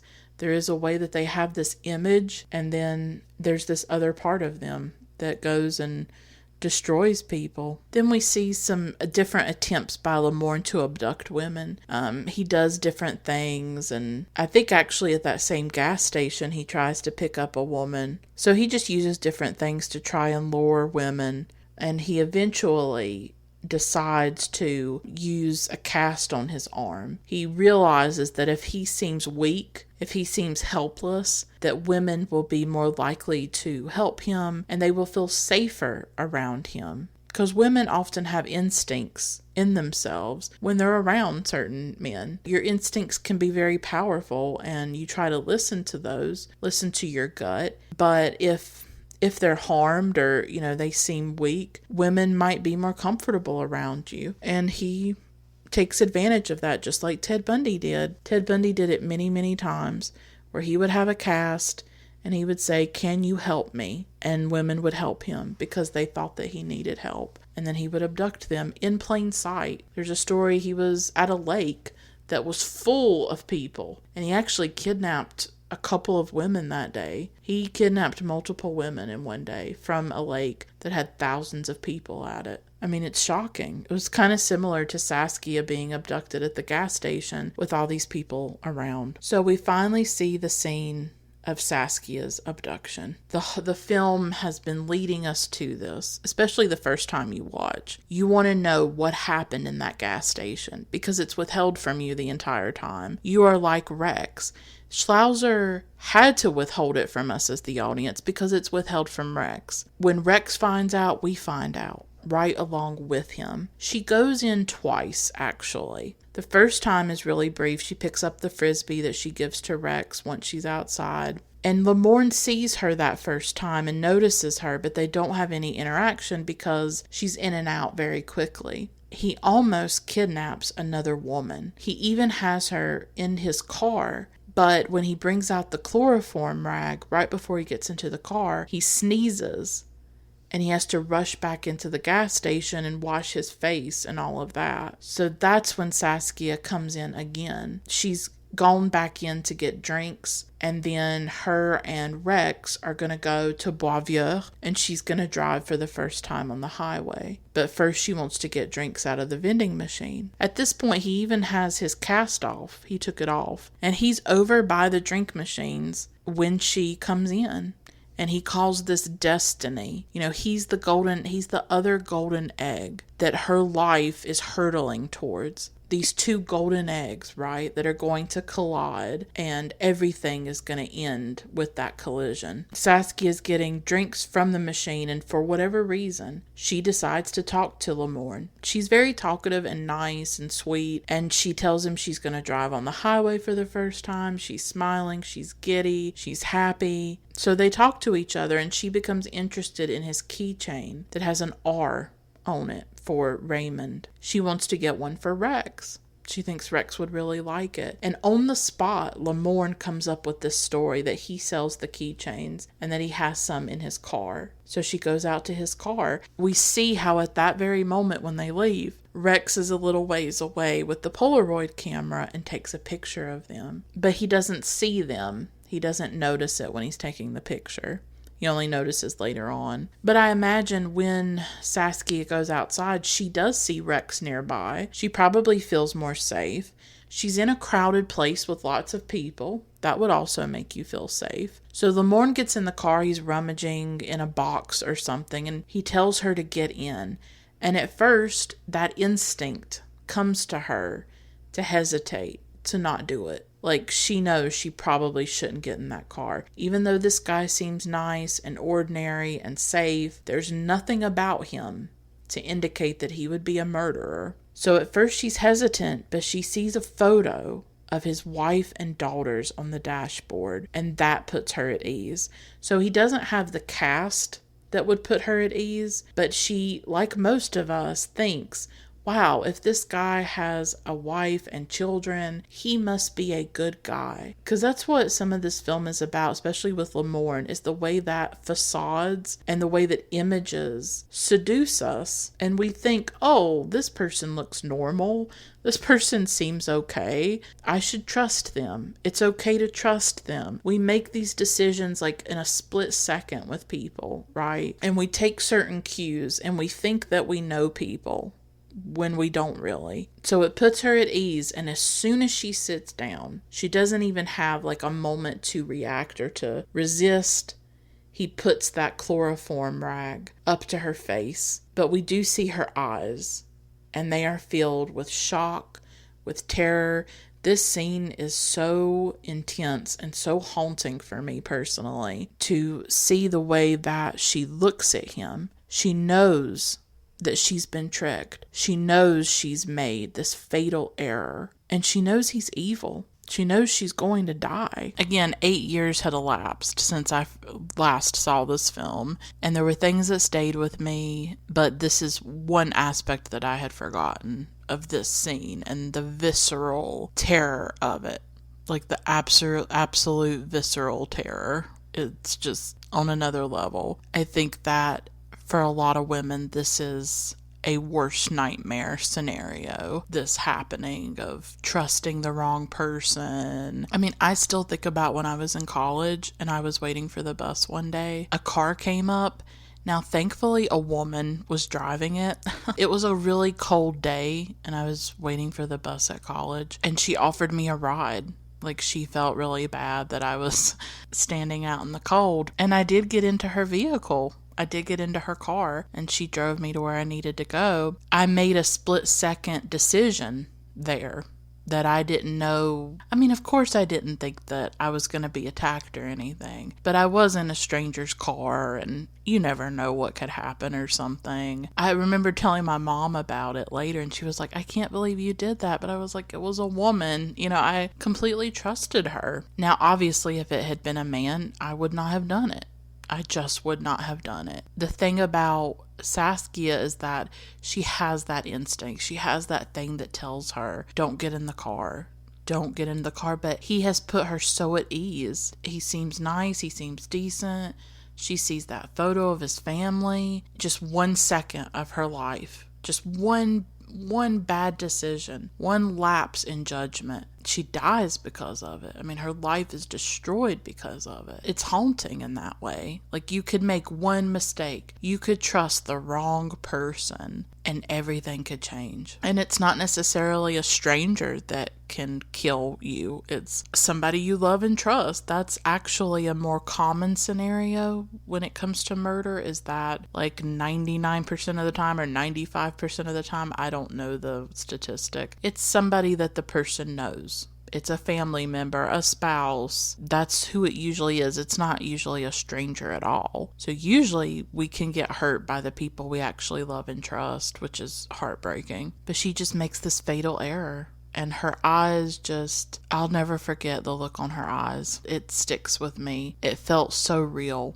And you could just feel the horror and the fear that she felt and the helplessness. So Lamorne is telling Rex this. He's telling Rex the things that Rex wants to know. He wanted to know how she got abducted. At this point, he didn't know. He had no idea. How did he get her to the vehicle? How did he kidnap her in front of all these people? So Lamorne tells him that. And then there's this scene where they're on the highway and they get stopped by the police because Lamorne wasn't wearing a seatbelt. And he actually has some kind of waiver for that because he is claustrophobic.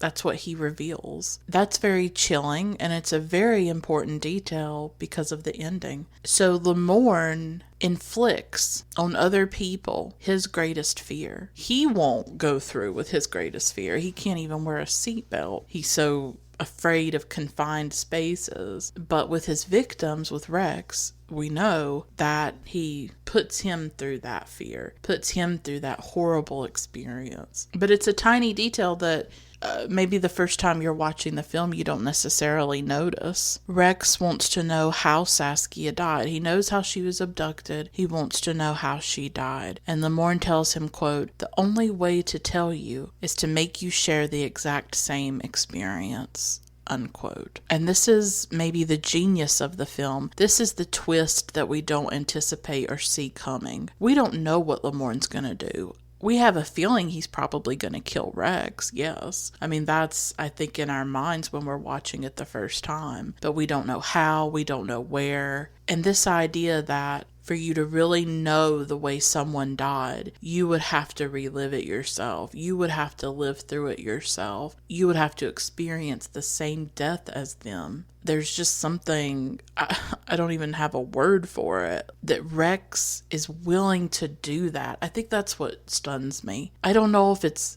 romantic, if that's love or what, or that's insanity and just pure lunacy, that he would consent to it, that he would put himself through it. That's how obsessed he is with knowing what happened to her. That's how obsessed he is with Saskia, that he would willingly do it. Of course, he doesn't know how horrific it's going to be, but Lamorne tells him the terms. He tells him the only way you can know is for you to go through it yourself, to share the same experience as her. I wonder if in Rex's mind it's the only way he can get close to her again. It's the only way maybe that he can atone for what he did, for what he feels that he did in not protecting her, in abandoning her when she needed him most. Wonder if he feels that too. Not just that he abandoned her in the tunnel, but that somehow he abandoned her at that gas station, that he wasn't there when she needed him, because he's right there. He takes the picture, and I wonder if that weighs on him too, that he saw her without really realizing that he had seen her, and that he feels responsible for what happened. For him to die the way that she did, it's like an atonement, or it's some kind of gesture. It's some kind of grand gesture, or it's a way for him to come to terms with it. I don't know, or take responsibility for it. I'm not sure. But he is going to consent to this. And something that occurred to me is that, in a weird way, both Rex and Saskia trust the one person you should never trust, and that's a murderer.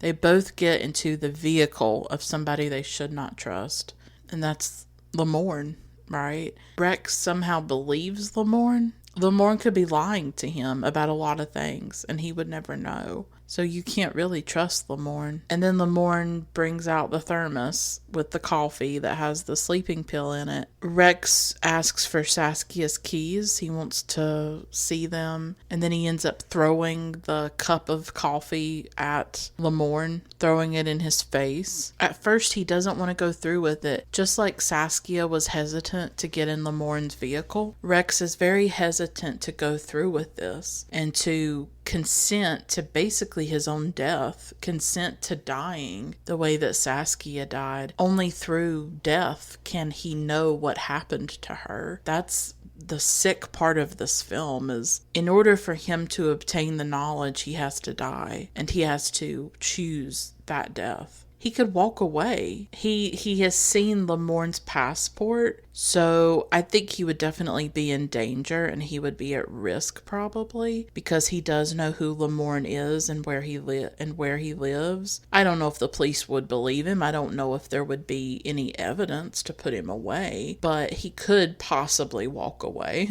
I don't know if Lamorne would let him or not. So he could walk away, and he doesn't seem to want to go through with it at first. His need to know gets the best of him, and they are at the gas station. That's an important detail. They have stopped at the gas station where Saskia was abducted. So they are back in the terrain. They are back in this landscape of where the abduction happened, which is, I'm sure, very powerful for Rex and in his mind. And he's over by the tree, and when him and Saskia got to the gas station, they sort of like laid on the grass and were hanging out. She got him a frisbee. So they were on the grass area, and she buried some coins by a tree for no reason, or for whatever reason. I don't know what it meant. She had put some rocks on top of the area where she buried the coins, and he finds the spot where she put these coins, and it's almost like maybe a sign, he takes it as, telling him maybe that he should do that. And then he starts to run around. This scene was amazing to me. The suspense of it, the build up of it, because he's running around this tree like a maniac, and the rain is coming down. It has started to storm, and he just runs and runs and runs for the longest time. And it's almost like, as he's running, he's deciding, should I do this? It's almost like he's at war with himself. I do feel that about Rex. I think he's at war with himself of, should I do this? Should I not do this? And ultimately, something in him tells him to do it. He goes round and round the tree, and then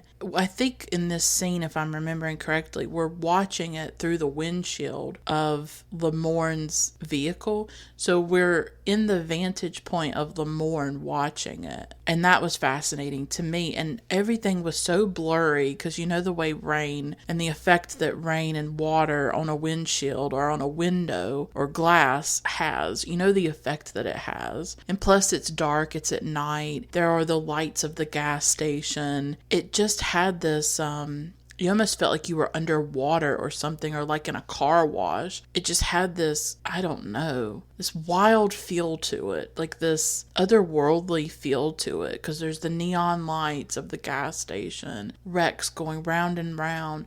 This is what I mean by the visual feast of this film, and the way that the images convey the psychological intensity of the characters and conveys some of the emotion and conveys, I don't know, like the imagery in this film was so captivating to me and so well thought out and perfectly executed.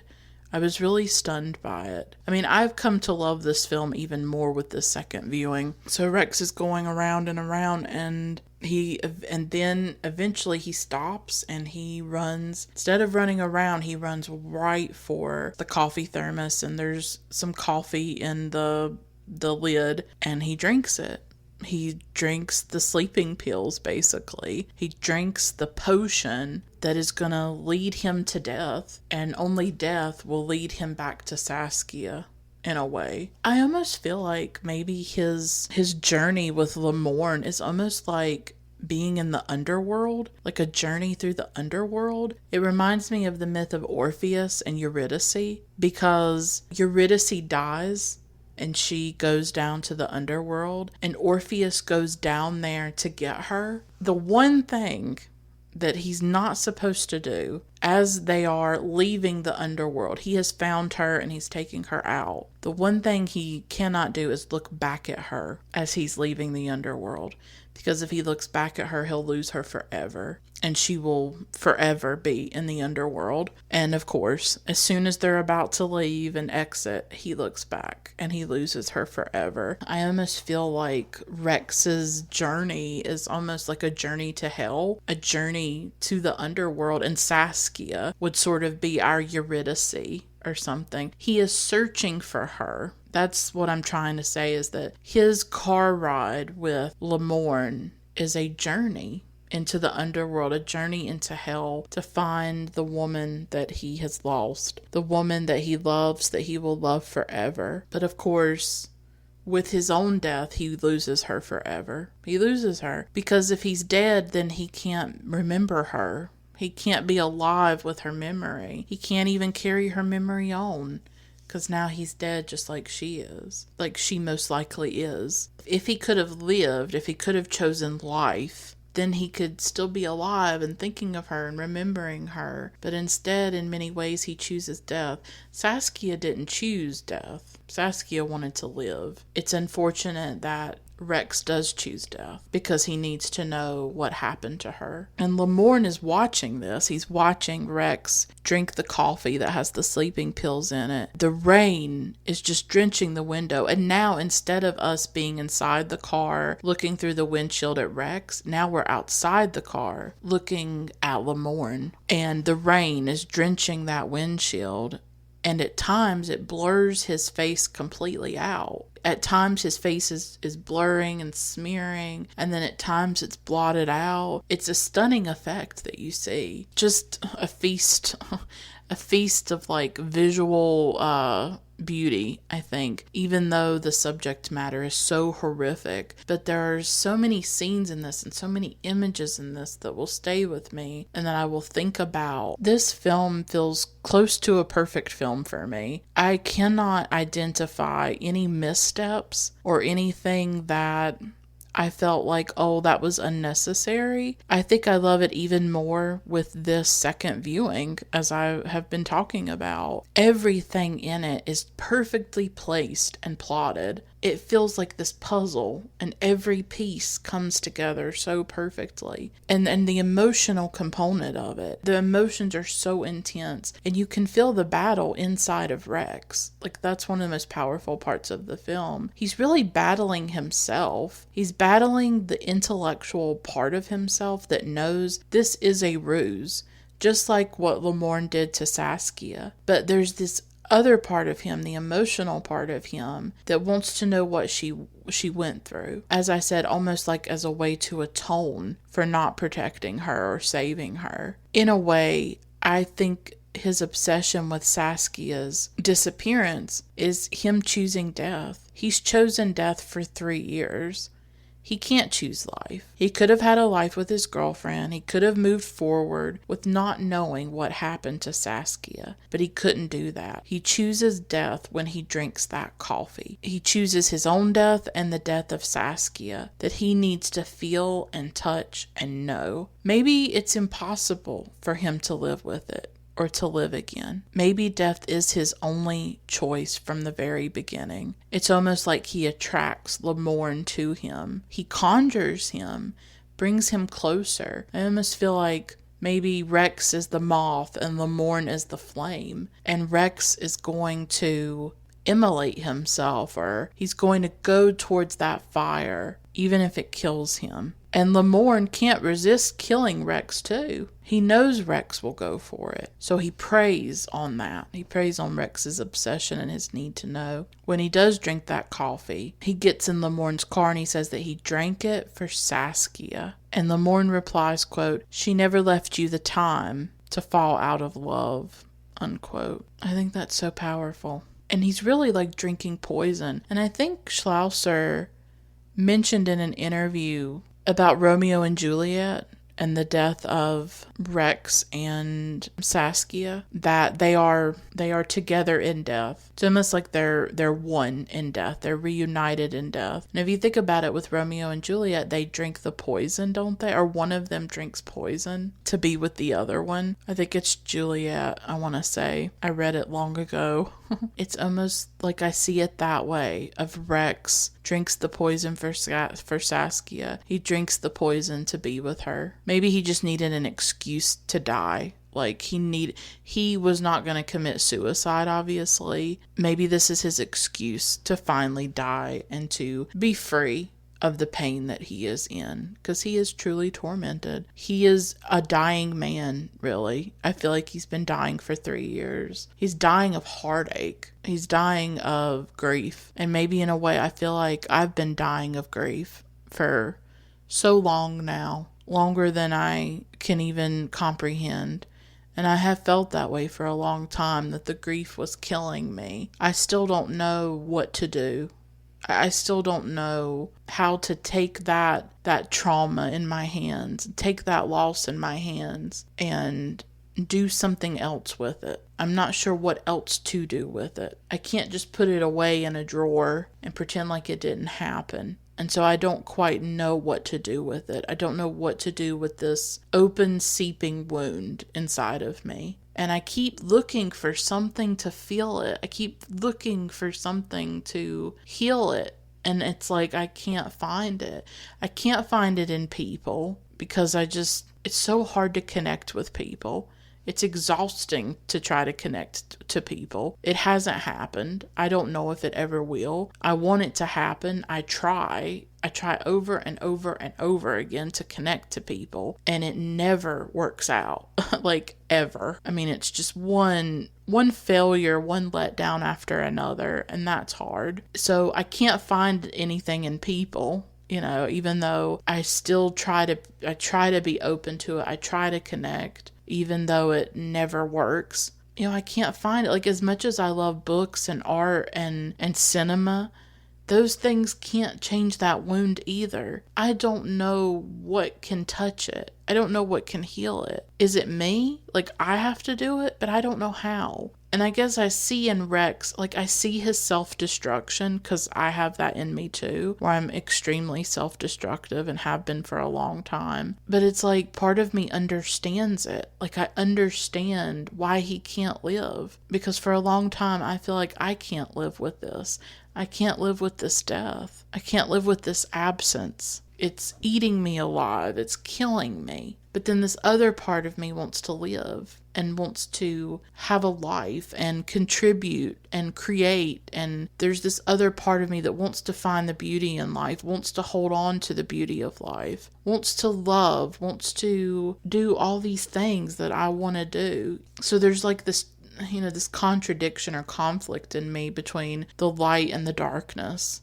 The darkness is that grief. It is depression. It is that wound. And then there's this other part of me that is passionate about art and cinema and, wants to share herself and wants to fall in love and wants and wants her dreams to come true, and just wants all these things. Like I just want all the time. And I never get anything that I do want. And that's painful. Like I just want the pain to go away. I want the grief to go away. I want the absence and the void and all this in my life and in me to go away. I just want to dream it away.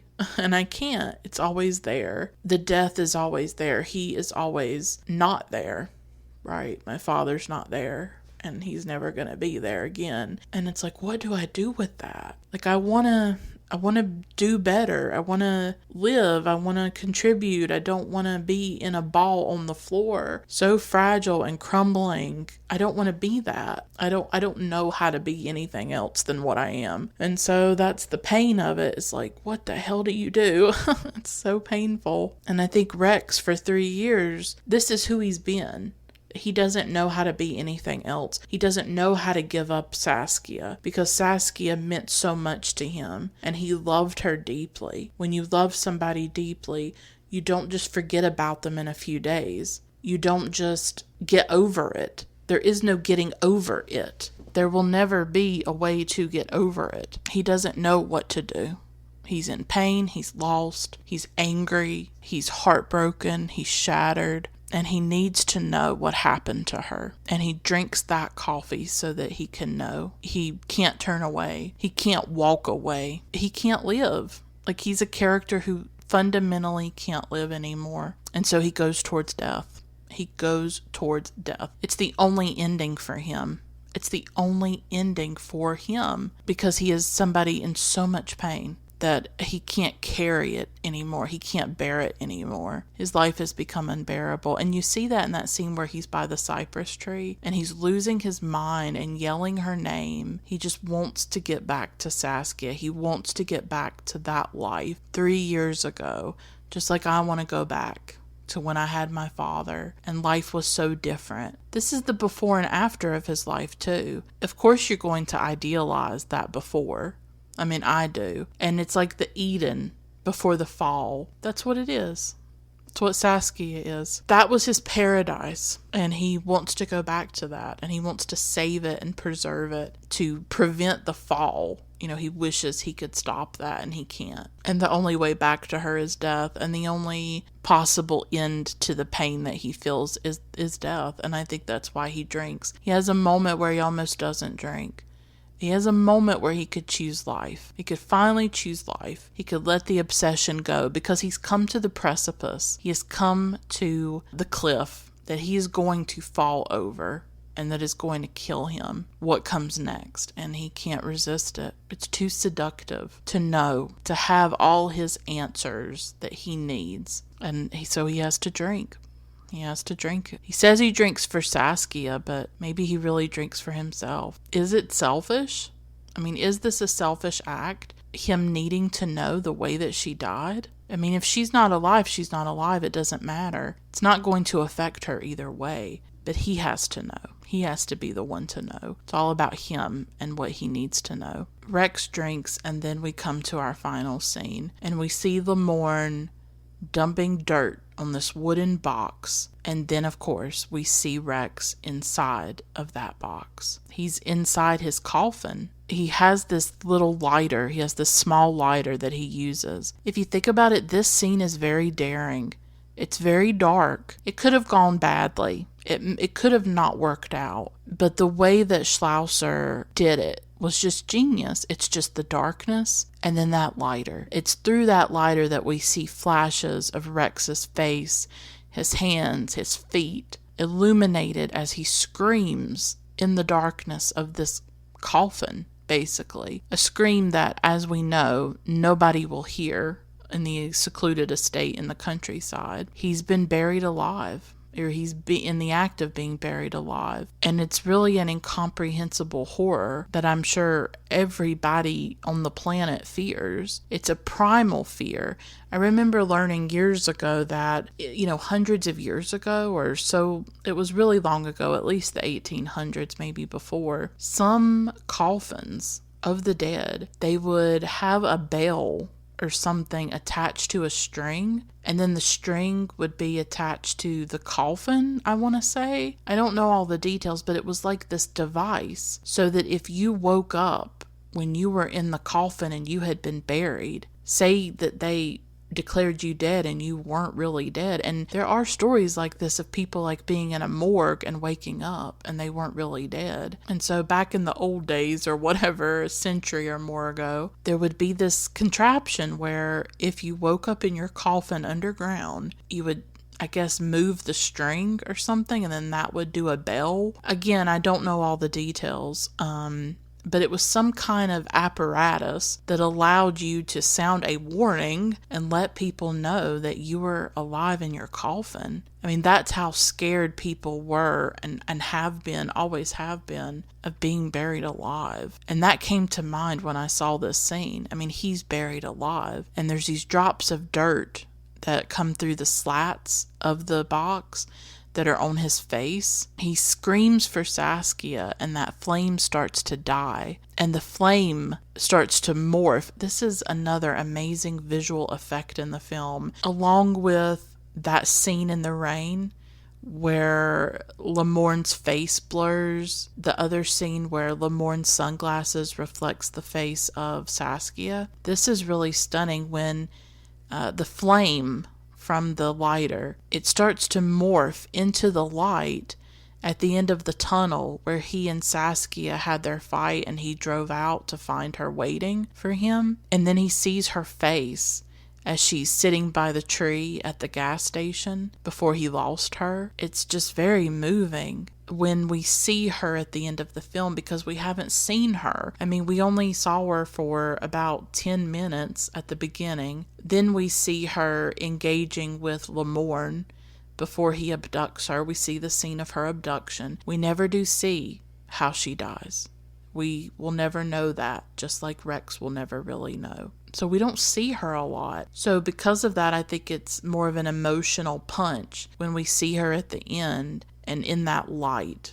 And it's maybe what Rex is thinking in his mind of him seeing Saskia again. Now he knows how she died, or how she possibly died, if this is how it really happened. We don't know for sure if this is how Lamorne killed her. I think it's likely. So Rex finally knows the thing he's wanted to know the entire time, and he dies in the act of knowing. The knowing kills him. That is what kills him, is that he had to know. His obsession also kills him. I mean, Lamorne kills him, obviously. He is totally responsible. But Rex went towards it. Rex consented to taking the coffee and, drinking the coffee, going on the journey. He went to death. He went into the underworld, knowing full well that he would not be able to leave, knowing full well he was making a deal with the devil. So his death and her death now bind them together. As Sluizer said, they're like Romeo and Juliet, forever together in death. This scene is terrifying. This is the reason I think that a lot of people say that this is one of the most terrifying films they've seen or ever seen. This is Rex in his own coffin, in the darkness and still alive, which means he's going to die a slow death, being buried underground, being buried alive. And it's horrific. He's in a tight, confined space. There's no way out, and there's just darkness. Total darkness, except for that lighter that eventually dies. And he has to, I think what's so horrific about it is that he is conscious of his own death. He could be there for days, right? Days. It's a slow death. I guess it would be from the suffocation. I don't know how long that would take. So this is a slow, drawn out, long death. This is not quick. That's horrific and terrifying, and just the total darkness that he's in. And no matter how loud he screams, nobody will hear him. It is a primal fear, I think, to fear that. A primal fear that none of us want to experience. So this scene is famous. I mean, the ending of this film is very famous. And I think this is also one of those films where if you recommend it to people, don't tell them anything about it. I went into the film not knowing anything about it. I knew it was a famous film. I knew it had like a shocking ending or something like that, but I had no idea what that ending was. And I think that makes for the maximum impact of the ending for sure. This is the reason I think people consider it so terrifying. I mean, to me, this is terrifying, and Saskia's abduction is really terrifying. It haunts you. The ending absolutely haunts you. And Rex had no idea that that's what he was walking into. He probably thought, oh, I'll be shot. Or, instead he's given this slow, horrific death that Saskia probably experienced as well. What do you even say? It is deeply, deeply terrifying. The way that it was filmed, like you just see his hands, or you see his feet, or you see his face, you hear him screaming. I mean, it's horrific in every way. But the film goes on after this. I mean, you would think maybe it would just end in the darkness, but it doesn't. And I want to say also, before I started to record my episode, we lost electricity at our house, and it was dark. It was like late at night. I've always felt so, I don't want to say scared when we lose electricity at night, but just it's an eerie experience anytime you lose electricity at night, because the world is plunged into total darkness. There are no lights on. There are no lights on in your house. There tend to be no lights on outside either. Like the lights of your neighbors are not on. The street lights may not be on. So it's a world of complete and total darkness. And the darkness has this thickness to it almost, because it's silent too. And there is no illumination at all. So the darkness is thick and it feels more oppressive. And you just feel different. The world feels different when there's no electricity. And you forget how powerful light is in your life, how important light is. It's only when it's taken away and there is the absence of it that you realize how important it was.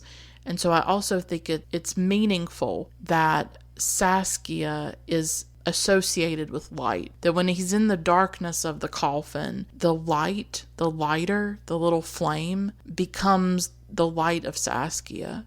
It becomes her face and her, right? Her soul, her being, everything about her, because that's what she was to Rex. She was the light, and her absence has created a darkness that has overtaken him, that has buried him. Sort of metaphorically, for those 3 years, he was already dying. He was already buried. He was buried in the grief. He was buried in the anguish and the torment, in the darkness left behind by her death, her vanishing, the absence of her, which is the absence of light. She is intimately associated with light, at the end of this film. So when the electricity went out for us, I was like, what a coincidence when I'm about to record my episode on The Vanishing. So the electricity came back on, and I recorded a lot of this episode, and then the electricity went back off. And so now I'm recording the last bit of it about the ending. The electricity going out, it reminded me of that total darkness. It gave me a taste of that kind of thick, heavy, frightening darkness, like just the void of death, the darkness of death that is in that coffin with Rex. And you can feel it, and Sluizer makes us feel it. And we do. But it doesn't end there. The film does not end in that darkness. It really ends when we see the family on the country estate where Rex has been buried. They are outside, like tending the garden and stuff like that. The wife, the children, they're all there. This idyllic, family, this ordinary, happy family. And there's a dead man underneath their feet, and they don't even know it. We see an area that looks like it's been disturbed, like it looks like there's extra earth on top where there's like a shrubbery. I mean, I was thinking too, like how many bodies lie under the earth of this house, of this estate? How many people has Lamorne killed? It's never answered in this film. We don't know. We know he's killed Rex and Saskia, but it's hard to believe he hasn't killed more than that. And then the camera pans to the back of Lamorne's car, where there's a newspaper that has a headline about Rex disappearing and how he's missing too, and how it's a double disappearance, and his photo is beside Saskia's photo, and that's how it ends. Very eerie, very haunting. I mean, this film, I don't have any more to say. I've gone on long enough about it. It's just a powerful film about some very primal fears, I think. Fear of a disappearance, fear of loss, but it's also about grief. There's an emotional power to it. I'm really glad that I rewatched it. I think the second viewing was even richer, even more meaningful for me, even more insightful and illuminating for me. And it made me think about so much, and it will haunt me forever. This is one of those films that will definitely haunt me for like a really, really long time. I liked it, and then now I love it. And I think it is just absolutely a masterpiece. So many layers to it. It's so much more than just a scary film with a shocking ending. Like, if it was, it would just be a flash in the pan. You know, you could just watch it once and, if it was only the ending that mattered, if you can't reduce this film just to the ending. Like, it's not a gimmick film. Like, there are some films that are all about that shocking ending, that unexpected ending. And then you watch it again and there's no more meaning to it. There's nothing further to it. That's not this film. The ending is powerful and shocking and horrific and terrifying. But then you watch the film again, and like Stanley Kubrick, you watch it multiple times and you're seeing more layers. You're seeing more emotional power. You're seeing so much more. Like, this film is absolutely a masterpiece. So glad I chose to talk about it. Thanks so much for listening. I'd like to give a big shout out to my wonderful patrons Travis, Pierce, Amir, Christine, David, Eddie, Jenny, Lane, Haroon, Thomas, Kelsey, Aaron, Tyler, Juan, Teal, JD, Vanessa, Polina, Olivia, Jesse, Feminist Overlord, and Michelle. Thank you all so much for being patrons. You make the podcast possible. Until next time, keep watching great films. Bye for now.